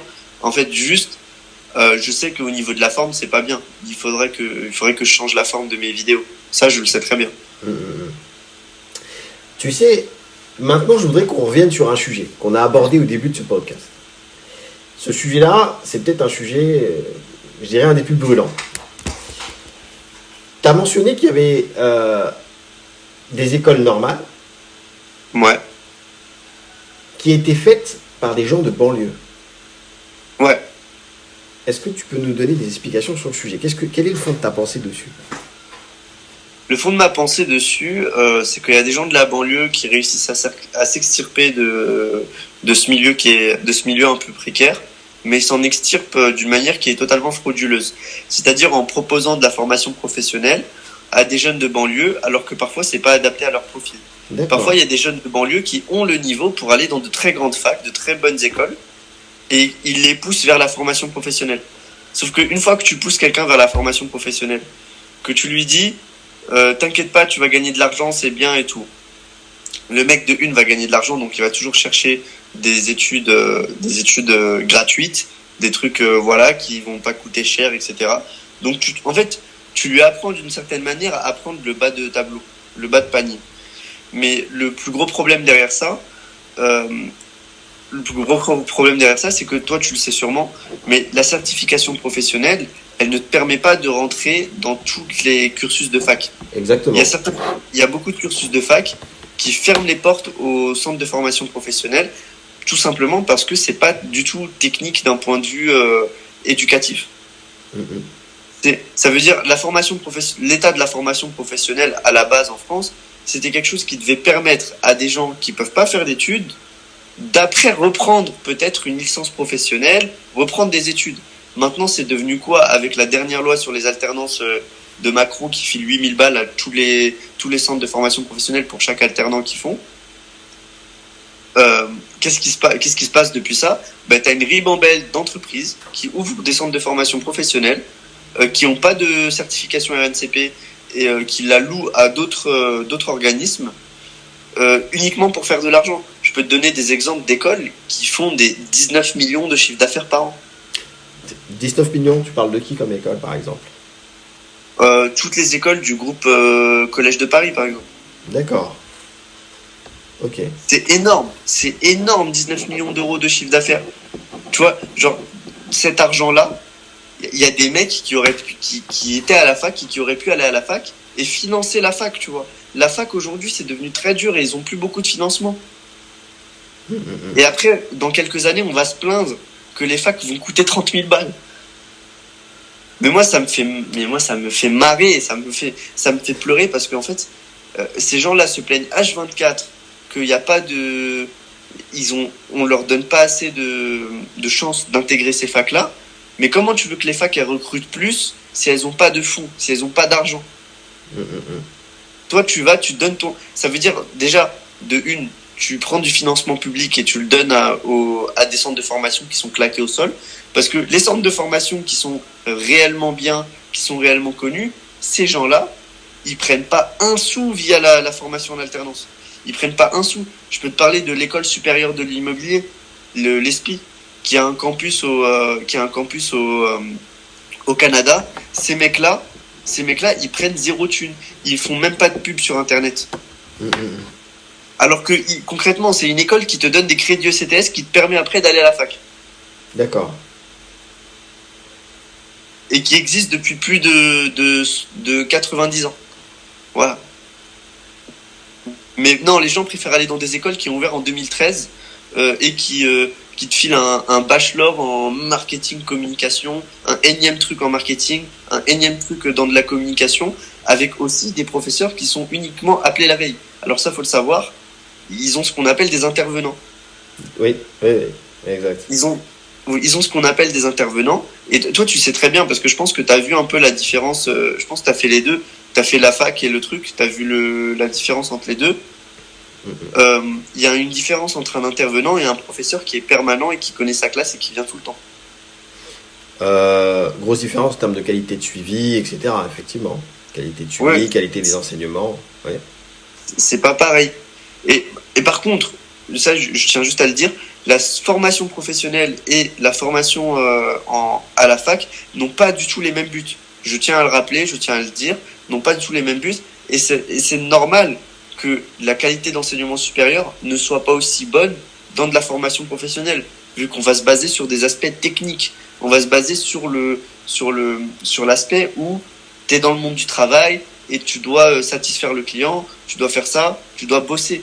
C'est pas comme quand tu es à l'école. Il y a une grosse différence entre le théorique et la réalité. Et ça, je suis totalement d'accord avec ça. Et je suis totalement d'accord avec le fait que la formation professionnelle, c'est une chance. Il y a des gens qui peuvent pas faire des études ou bien qui sont pas dans un contexte qui est favorisant pour faire des études. Et je tiens à le rappeler, je tiens à le dire que je suis totalement compréhensif par rapport à ça. Mais s'il vous plaît, arrêtez de donner de la force à des établissements qui vous prennent pour des cons. Donnez de la force à des établissements qui vont vraiment mettre un point d'honneur à vous former et à vous aider. Moi, c'est ça sur quoi je veux revenir. C'est pas grave de faire du RNCP. C'est pas un problème.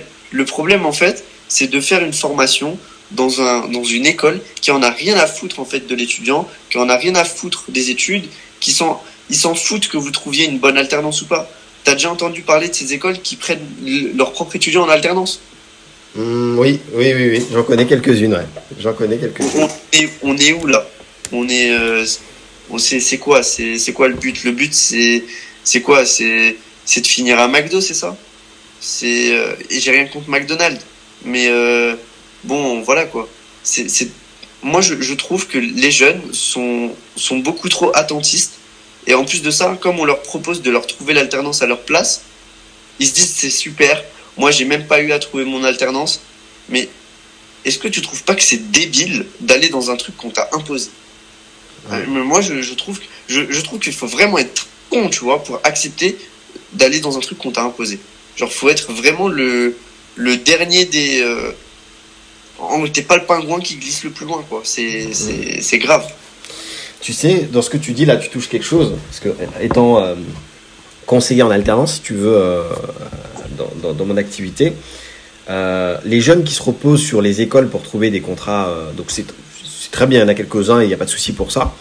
Mais pour moi, ceux qui se reposent entièrement dessus, c'est des personnes quand elles vont arriver sur le marché de l'emploi, qui seront totalement déconnectées et qui vont se dire mais pourquoi d'un coup j'ai pas un parrain comme l'État qui va m'aider à trouver un travail. En fait, c'est à toi de trouver ton travail. C'est à toi de mettre ta carrière en place et de te bouger. Et en fait, c'est les jeunes qui vont pas comprendre ça, en fait, tu vois. Et je trouve ça dommage pour eux, tu vois. Ah, mais totalement. Totalement. Je te dis, tu vas chez Pôle emploi, tu vois les gens qui est là-bas, c'est délirant. C'est délirant. Ils reposent tout sur Pôle emploi. C'est ça. Pour trouver un travail et tout. Et avant qu'on me prenne ma veste et qu'on me dise oui, comment tu sais et tout, j'ai déjà été au chômage. Voilà. J'ai 23 ans et j'ai déjà été au chômage pendant ma période où j'ai fait 1 an de pause. Et voilà. Et j'ai fait des rendez-vous chez Pôle emploi, j'ai fait des trucs. Et en fait, quand j'étais chez Pôle emploi, j'ai tellement été, on va dire, honnête sur ma recherche, sur mes trucs, etc., qu'ils m'ont laissé tranquille, ils m'ont pas cassé les pieds. Les gens croient trop que les mecs de chez France Travail et de chez Pôle emploi, c'est des bâtards et tout, tu vois. Alors que pas du tout, hein.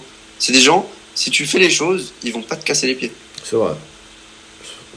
Voilà, c'est tout. Mais oui, j'ai vu énormément de choses et je pense que moi, ça m'a beaucoup aidé parce que Pôle emploi, ils mettent à disposition beaucoup de, comment on dit déjà, de ressources. Ils te permettent de te former gratuitement. Ils te permettent même de cumuler ton... Alors, ça c'est un cheat code pour les mecs qui veulent reprendre des études. Ils te permettent de cumuler ton chômage avec une formation en alternance dans un truc qui va être diplômant. Un BTS, Bac+2, etc., tu vois. D'accord. C'est intéressant, ça. Donc, bah oui, c'est honnête, tu vois, c'est bien. Parce qu'en fait, ils savent que tu vas pas avoir un revenu ultra haut. Et du coup, ils te compensent. Par exemple, ils vont te filer 300 € par mois déduit de tes droits chômage. Ok. Ouais, et c'est bien, tu vois. Moi, je trouve que c'est bien parce que ça permet aux gens de rebondir, de sortir un peu de la merde. Mais les gens qui utilisent Pôle emploi uniquement pour, je sais pas, pour aller voyager ou pour faire des trucs, et après qui se disent ah ouais, faut que je retravaille 6 mois pour après retoucher le chômage, ces gens-là, ils avancent pas et ils font rien. D'accord. Alors, avant qu'on arrive sur les dernières questions, je voudrais juste bien comprendre ton point de vue. Donc, tu nous disais, il y a des jeunes issus de banlieue qui vont créer des écoles, donc des centres de formation, pour se faire un max de fric. Ouais. Et qu'en réalité, il y a des jeunes qui ont un potentiel sûrement intellectuel, en mindset, en force de travail, qui se disent, super, c'est un confrère, en gros, quelqu'un qui me ressemble, il est de ma communauté, donc je vais aller dans son école, plutôt que d'aller dans une école prestigieuse, où j'ai le niveau pour y aller, en fait, finalement. Ouais, exactement. Et aussi, en fait, parce qu'ils ont souvent ces slogans-là, tu vois. Nous, tu vois, on recrute pas l'élite, on la forme, tu vois. D'accord, ok. Concrètement, ça, c'est le genre de slogan qui me rend fou. Moi, ça me rend fou, ça m'énerve, parce que dans un pays comme la France, où tu connais l'importance de... Toi, par exemple, demain, Harry, tu as des enfants. Tu vas vouloir les scolariser dans les meilleurs lycées, les meilleurs endroits, le privé, le truc, tu vois. On est d'accord. Exact. Et est-ce que tu trouves pas ça bizarre que des mecs qui ouvrent ces écoles vont ensuite scolariser leurs enfants dans du privé catholique Intéressant ce que tu dis. Très, très intéressant. Tu vois, genre, moi, je suis d'accord, il n'y a pas de souci. Mais si tu crée une école dans laquelle tu voudrais mettre ton enfant. Crée pas une école dans laquelle tu veux mettre les enfants des autres, en fait. C'est un peu comme si tu étais médecin, tu opérais les autres, mais t'envoies ta famille se faire opérer ailleurs. En gros, c'est ça. Ok, d'accord. En gros, non, mais et encore, peut-être que le mec le fait pas parce que, tu sais, il y a conflit d'intérêt ou je sais pas quoi, tu vois. Médecin, je peux comprendre. Je peux comprendre peut-être qu'un médecin, il a plus confiance en un de ses confrères, tu vois. Il sait que lui est meilleur que lui ou quoi, tu vois. Peut-être. Mais eux, concrètement, ils savent pertinemment qu'ils vont jamais mettre leurs enfants dans ces écoles-là. Ils vont éduquer leurs enfants avec la cuillère en or dans la bouche, mais les enfants des gens, ils vont pas leur proposer de la qualité. Non, les enfants des gens, eux, ah non, on va continuer de créer des écoles pour que ces gens aillent dans ces écoles et n'aillent pas dans les autres.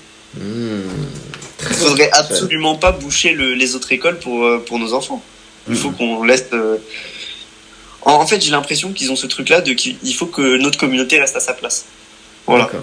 Donc en fait, c'est comme s'ils contribuaient, même plus ou moins inconsciemment, à mettre des personnes, tu vois, comment dire, sous un niveau inférieur à ce qu'ils pourraient faire en fait dans la vie en exploitant pleinement leur potentiel, quoi. Totalement. Mais moi, je pense qu'ils en sont conscients. Je suis sûr qu'ils le savent. Et je pense que c'est voulu et que c'est fait d'une manière... c'est fait exprès. Je suis persuadé que c'est fait exprès parce que c'est pas possible, en fait. C'est pas possible de pas se poser de questions, de pas proposer un peu de la formation. Parce que moi, en vrai, je ne comprends pas que des centres de formation professionnelle qui fassent 20 millions d'euros de chiffre d'affaires par an n'investissent pas dans le corps professoral. Ils préfèrent investir dans des campus avec Luffy tagué dans des trucs, tu vois, avec des influenceurs qui vont venir pour vous parler de... Genre, un influenceur, il va te parler de quoi en école, honnêtement? Honnêtement, il y a quoi comme plus-value à inviter Niska pour faire une conférence? Quelle est la plus-value, tu vois? Genre, au moins, si tu veux inviter quelqu'un, un conférencier, je sais pas, invite un mec qui a fait des vrais trucs, tu vois. Invite Jocaris de chez Goldman Sachs. Ne va pas m'inviter Niska ou je ne sais quoi. Niska, c'est bien. J'ai rien contre lui, hein. Il fait du rap, il fait de la musique. Mais moi, je suis persuadé que le rap, ça participe énormément à l'abaissement du niveau intellectuel des gens. Pour moi, c'est sûr. C'est pas... à part certains rappeurs qui traitent de sujets assez compliqués, par exemple Kerry James. Kerry James, tu vois, genre, moi demain on me dit ouais, t'invites Kerry James pour parler de l'asymétrie d'information, du racisme, etc. Moi je l'invite. Ok. Je l'invite avec plaisir, il n'y a pas de souci, parce que c'est un mec qui a la tête bien faite et qui parle bien, tu vois. Mais inviter Booba ou bien Caris, qui se battent comme des zouaves à Orly, tu vois, ils sont pas capables de vivre en société. Ah non, je suis désolé, tu vois. Je comprends. Et d'ailleurs, tu sais, en parlant de ça, puisque là, on parle d'une communauté qui est bridée par, entre guillemets, leurs propres confrères. Leurs semblables, exactement. Ça me fait penser, alors ça, c'est un sujet où j'ai un avis différent du tien sur cette question-là. Mais je voulais justement avoir ton point de vue. Tu parlais à un moment d'un obstacle qui était un plafond de verre en entreprise, dans le monde des affaires. Parle-nous un petit peu de cette pensée, développe-nous cette pensée. En gros, il y a certaines sociétés en France qui vont privilégier dans les recrutements les personnes avec des diplômes. C'est-à-dire que une fois arrivé à une certaine, même avec une ancienneté très présente, tu vois, plutôt que de payer une personne qui est ancienne et qui est là depuis longtemps, qui a de l'expérience, qui est un peu plus vieille, du coup on va la payer plus cher, ils vont préférer prendre un diplômé ou quelqu'un qui a déjà eu un peu d'expérience dans ce domaine-là avant et le prendre soi-disant au même poste mais en junior pour le payer moins cher. Et c'est ce qu'on peut voir ces dernières années avec la vague de licenciement des seniors et des ultra salaires dans les grandes boîtes du CAC 40, parce qu'en fait on est dans un contexte inflationniste et où en fait ils doivent augmenter les salaires en fait. Ils doivent augmenter les salaires, ils veulent pas augmenter les salaires des ultra salaires en fait, des mecs qui gagnent très très bien leur vie. Donc ils veulent prendre des gens un peu plus jeunes. Et je pense que oui, il existe vraiment un plafond de verre pour certaines personnes qui font ce qu'on appelle de la certification professionnelle. Il y en a qui se débrouillent très très bien parce qu'en fait, ils arrivent à avoir de très très bonnes expériences, mais pour la majorité des gens qui n'ont pas des expériences intéressantes, pour moi, ils vont voir le plafond de verre et ils vont le voir beaucoup plus vite que prévu, surtout sur le point de vue recrutement, parce qu'en fait, les gens ont tendance à penser que les gens en école sont moins professionnalisés que ceux qui sont en certification professionnelle. Alors oui, c'est vrai si tu prends les stages. Mais si tu prends le top des écoles de commerce et le top des écoles d'ingénieurs, ils font tous que des stages. Et pourtant, ça n'empêche pas que depuis des années, ils rentrent avec des salaires beaucoup plus hauts que les mecs qui font de la certification professionnelle en alternance. C'est vrai. Alors maintenant, je laisse imaginer les gens qui ont fait des grandes écoles et qui en plus de ça ont fait de l'alternance. Ah ouais. Là, on est vraiment... C'est pas méchant, c'est juste un constat qui est que en fait il y a certaines entreprises qui ont une certaine demande, une certaine demande des clients avec lesquels ils travaillent. Je vais vous donner l'exemple d'un reportage, La jungle des écoles de commerce. Ils avaient pris un étudiant de GEM, Grenoble École de Management, un étudiant d'HEC Paris et un étudiant de la Weller Business School, qui est à peu près l'équivalent de tous les centres de formation qu'il y a actuellement en France, sauf les centres de formation d'excellence. J'en connais. Et je vais commencer à en parler sur ma chaîne pour essayer un peu de diversifier mon contenu et pour montrer aux gens qu'il existe des écoles qui sont honnêtes et qui n'arnaquent pas. Exact. Et donc voilà, je vais commencer ce contenu-là parce que je sais qu'il y a des gens qui vraiment ne peuvent pas faire autrement en fait que passer par la formation professionnelle.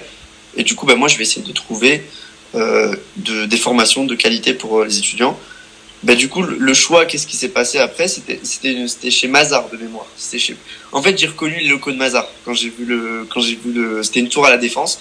J'ai reconnu le logo de Mazars directement. Et du coup, quand j'ai vu ça, en fait, il a dit le recruteur, nous on recrute automatiquement à partir du grade de master et pas le niveau bac plus 5. Le niveau bac plus 5 ne nous intéresse pas, c'est le grade de master qui nous intéresse. Donc moi, quand je vois des recruteurs qui me disent ça, ou bien plusieurs recruteurs de chez EDF qui m'ont dit ça aussi, je ne peux pas continuer à dire aux gens que c'est pas grave de ne pas avoir un master en fait. Je peux pas En vrai, je pourrais leur mentir si vraiment j'avais un billet à gagner, tu vois. Si j'avais un billet à gagner ou de l'argent et que je pourrais leur dire ah oui non mais t'inquiète pas, vas-y, va en alternance. L'alternance vraiment c'est le meilleur truc que tu puisses faire au monde et tout. Franchement, et que je gagnais de l'argent en disant ça, ah oui, je le ferais, bien sûr que je le ferais. Tout le monde le ferait. Et d'ailleurs, c'est pour ça que les mecs, d'ailleurs, les pubs que vous voyez des gens qui font les pubs pour leur centre de formation là, dites-vous que soit ils payent pas le centre de formation et ils étudient gratos, voilà, soit ils sont payés par l'école. Donc voilà, c'est comme ça, on est clair. Sachez que quand vous voyez un mec d'une école de commerce qui va parler, l'école ne le paye pas pour ça. L'école, elle paye uniquement ses élèves pour les journées portes ouvertes. Ça veut dire si tu viens et tu fais les journées portes ouvertes de ton école et que tu accueilles les étudiants, tout travail mérite salaire, du coup ils te payent, ce qui est logique. Mais moi, dans les grandes écoles, on te paye jamais pour dire ah mais mon école elle est bien mieux que les autres. C'est intéressant effectivement ce plafond de verre. Tu sais moi à quoi ça m'a fait... Oui, dis-moi. Mais je comprends que tu sois pas d'accord. Je comprends que tu sois pas d'accord avec l'histoire de plafond de verre, etc. Parce que encore une fois, ça dépend énormément de la culture des entreprises. Non mais comment tu me l'as exposé, je suis d'accord par contre. Ce que tu viens de me dire là, je suis d'accord. Tu vois, je l'avais pris dans un autre sens. Mais effectivement, pour avoir travaillé dans les ressources humaines, parce que j'ai une formation dans les RH, si tu veux, tu as une grille, tu vois, avec des salaires. Et même pour aller plus loin, si tu veux, on connaît même les entreprises concurrentes, combien elles peuvent t'embaucher. Tu vois, on a même un benchmark qui va comme ça. Donc on sait très bien, tu sais, c'est par industrie finalement. Donc si par exemple tu es dans l'industrie métallurgique, forcément on connaît les différents acteurs, tu vois, et on sait combien ils peuvent te payer. Donc si tu nous refuses finalement un tel niveau de salaire, on sait que de toute façon les concurrents, soit ils te proposeront moins bien ou un petit peu mieux. Et en fonction du profil qu'on a vu en entretien, on sait très bien si tu vas adhérer ou pas dans le groupe, donc dans les autres entreprises, donc c'est pas un problème. Tu sais, ça tu dois le savoir, mais plus tu augmentes dans les études, plus le monde devient petit. C'est comme une pyramide. Ouais, totalement. Moi j'ai remarqué. Et que les gens se connaissent de plus en plus, et que le monde, en fait, tu fais vite le tour. Donc si tu as une bonne réputation, tant mieux. Si tu es grillé dans l'industrie, t'as plus qu'à changer d'industrie. Donc voilà, là je suis d'accord sur ce que tu viens de dire, effectivement sur le plafond de verre. Maintenant je te pose une question. Justement Bab, toi à titre personnel, qu'est-ce que tu penses sur quelqu'un par exemple qui a un bac plus 5 et l'autre qui a un grade de master? Est-ce que tu penses que dans leur vie ils vont pouvoir avoir les mêmes carrières? Je pense qu'ils vont avoir des carrières qui sont un peu différentes, surtout à la sortie, à la sortie d'études. Mais je pense que ces inégalités-là, elles se résorbent une fois après 5 ou 6 ans d'expérience en fait. Parce que on n'a pas tous la même appréhension du travail et du monde du travail et du risque en général. Et du coup, il y a certaines personnes qui vont avoir une logique beaucoup plus attentiste, étant donné qu'ils ont le grade de master et soi-disant on leur doit des choses.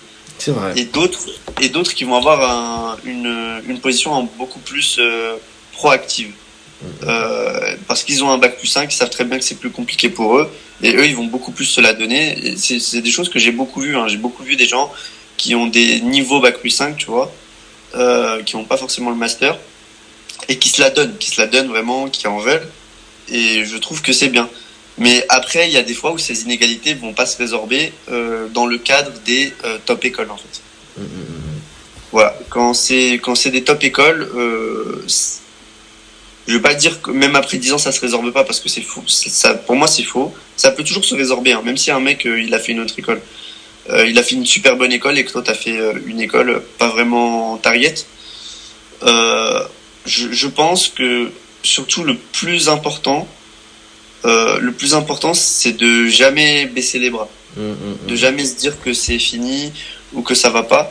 Et surtout, même si vous avez juste le niveau bac plus 5, vous pouvez toujours retourner à l'école, faire un an dans un MBA ou un MSc qui sont faits pour les gens qui sont dans le monde du travail, pour essayer d'être un peu plus compétitif.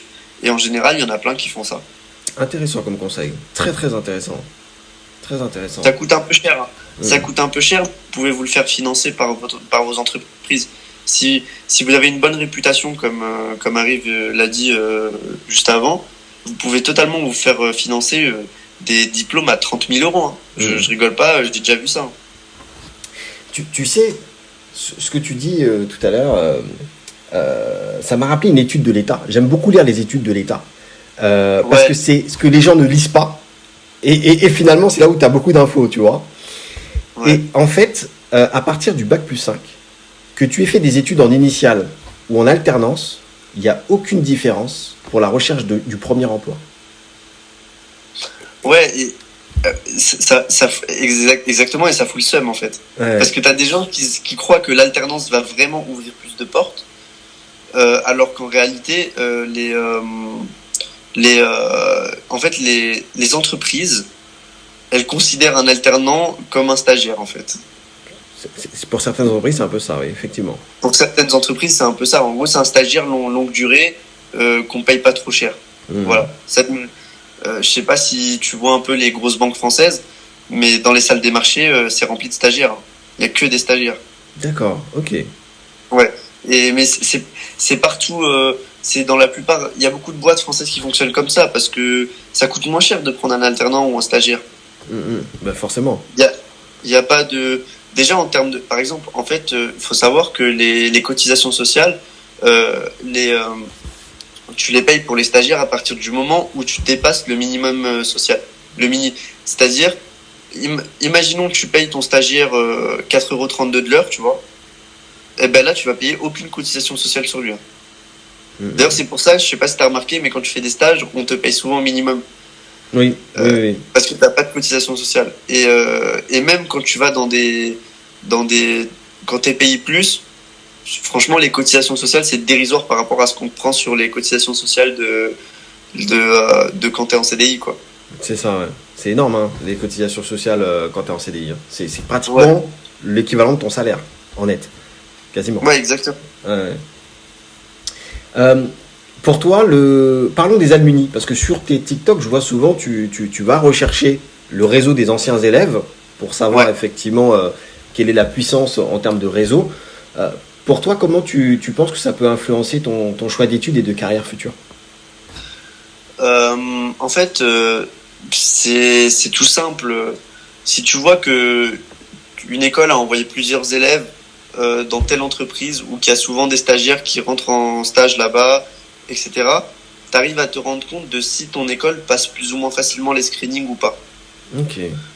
Quand je parle de screening, je pense que tu connais un peu, tu dois connaître, mais pour les gens qui savent pas ce que c'est juste, en gros, comme il l'a dit, ils ont des grilles et aussi ils ont des écoles.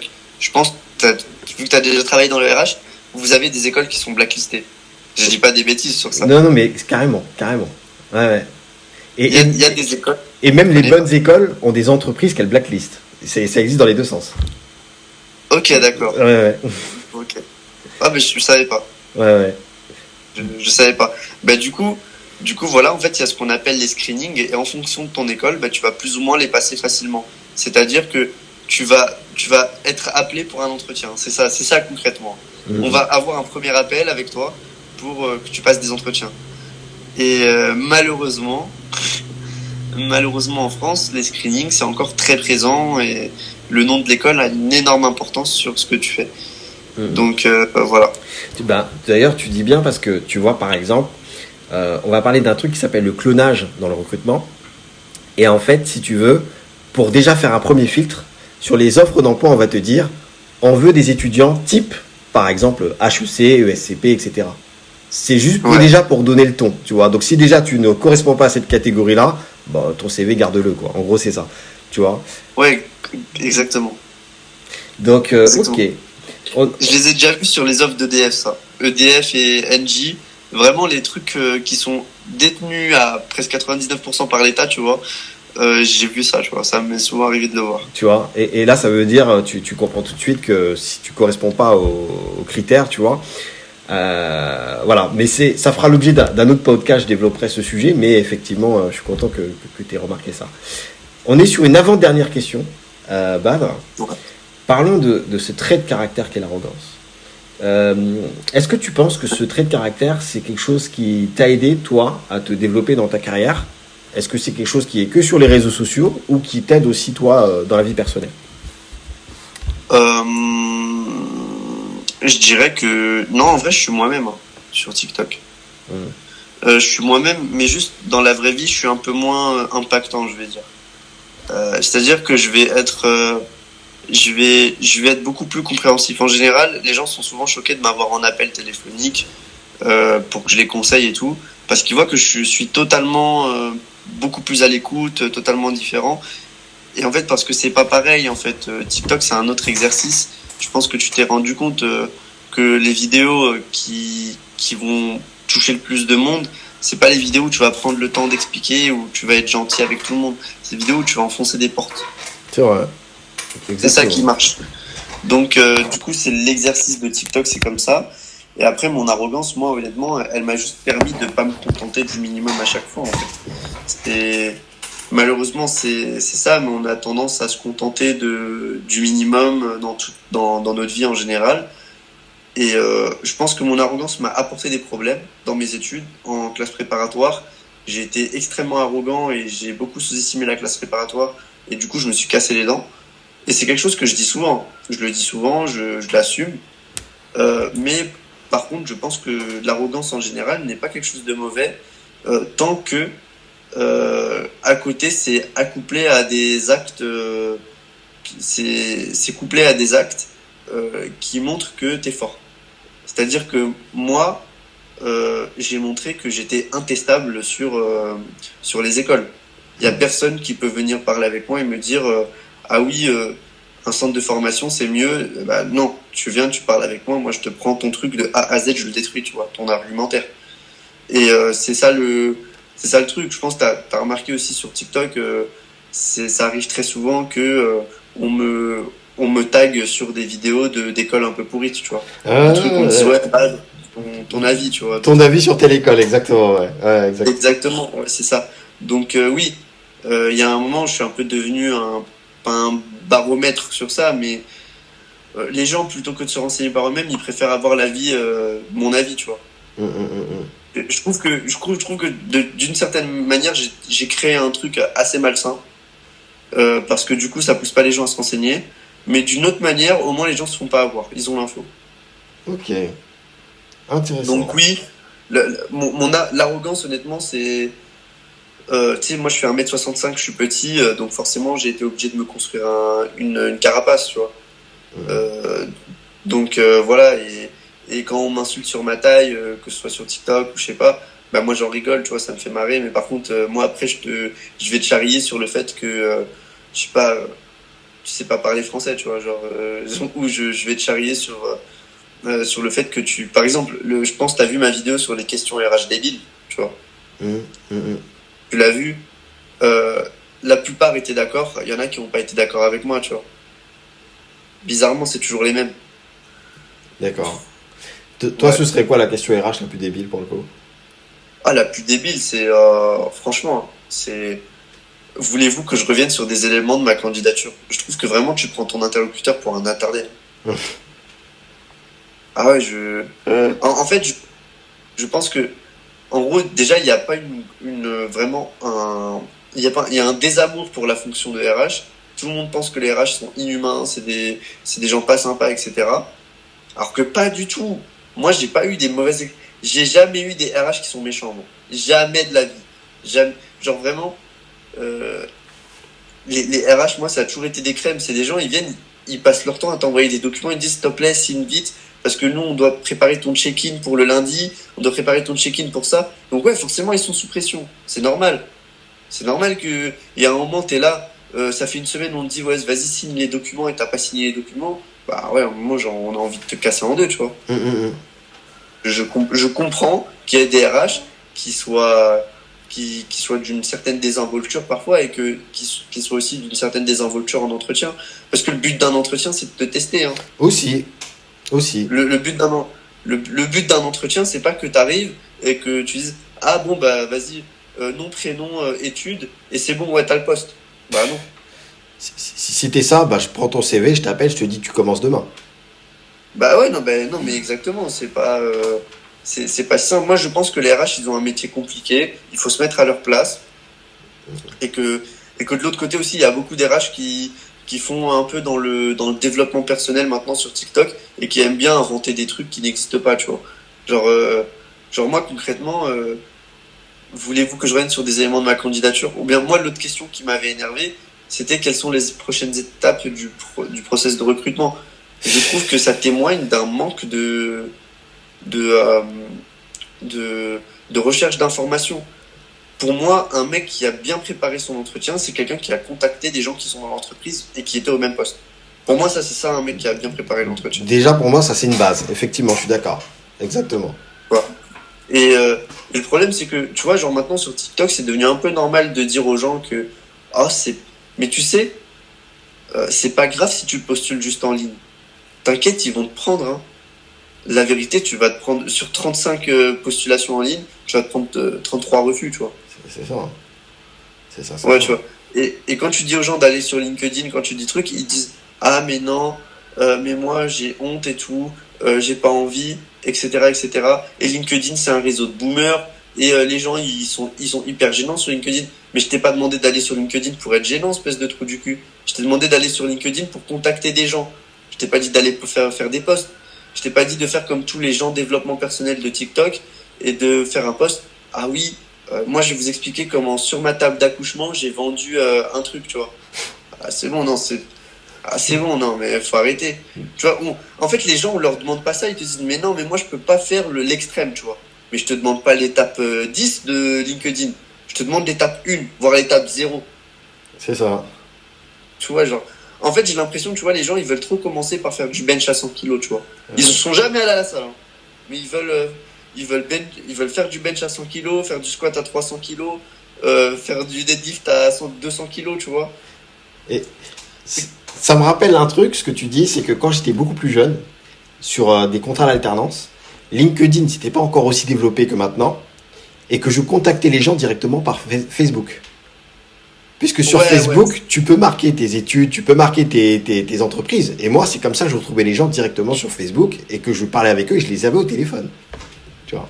Ouais, mais ça, c'est très bien parce que, tu sais, les anciens, ils sont beaucoup sur Facebook. Ils traînent beaucoup là-dessus.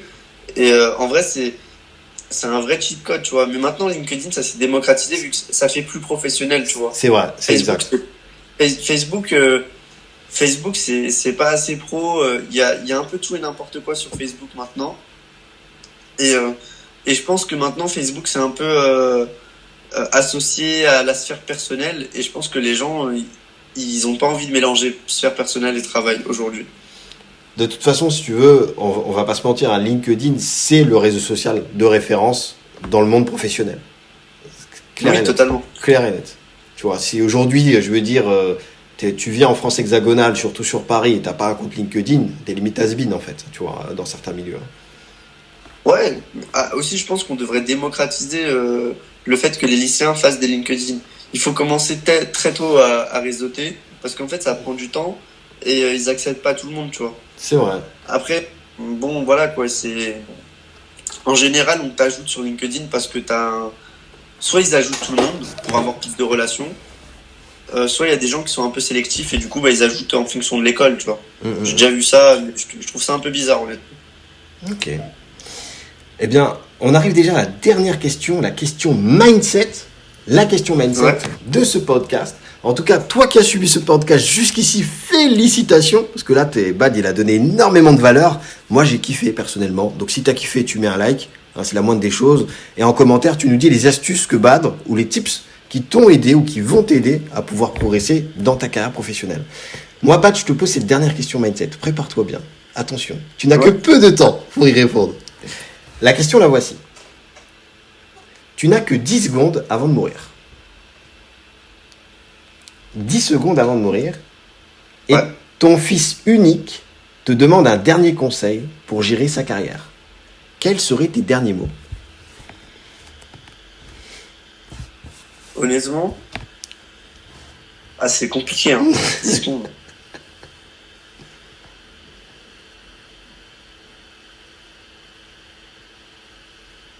Je pense que je lui dirais de pas baisser son pantalon. Je pense que je lui dirais que quoi qu'il arrive, y a des gens qui vont le rejeter. Il se fera rejeter, hein, que ce soit partout, que ce soit dans la vie pro ou en amour ou partout, parce que il a un certain faciès, quoi. Il a un faciès. Il va se faire rejeter, mais il faut pas que ça l'atteigne. C'est pas lui le problème. C'est juste il faut qu'il montre qu'il est meilleur que les autres. Voilà. Et nous, dans notre famille, ça a toujours été comme ça. On a toujours eu ce truc-là, cet esprit un peu conquérant où on veut aller loin et on veut pas abandonner. Et je pense que c'est ça que je voudrais lui transmettre. Je voudrais qu'il comprenne de quelle lignée il fait partie, qu'il descend pas de n'importe qui, que ce soit du côté de ma mère ou du côté de mon père. C'est des familles, bon, je vais pas m'étaler là-dessus, mais on a une descendance assez, on va pas dire pure, mais on va dire qu'on a des gens dans notre famille qui ont fait des bêtes de trucs, tu vois. Voilà, pour pas trop être dans les détails, et qu'il faut pas qu'il fasse honte à ses ancêtres. Voilà. C'est pas mal. C'est plus ça que je dirais, moi. De pouvoir être fier et puis continuer de perpétuer cette lignée familiale, quoi. D'avancer. En fait, c'est surtout le fait que il faut pas qu'il se et ça, c'est un truc, je pense qu'il faut que les gens le comprennent. Il faut qu'ils arrêtent de s'auto-censurer. Et surtout maintenant qu'on arrive enfin à avoir des positions assez intéressantes quand on est issu de la diversité. Et je pense que la France est souvent vue à tort comme un pays qui ne permet pas l'ascension sociale.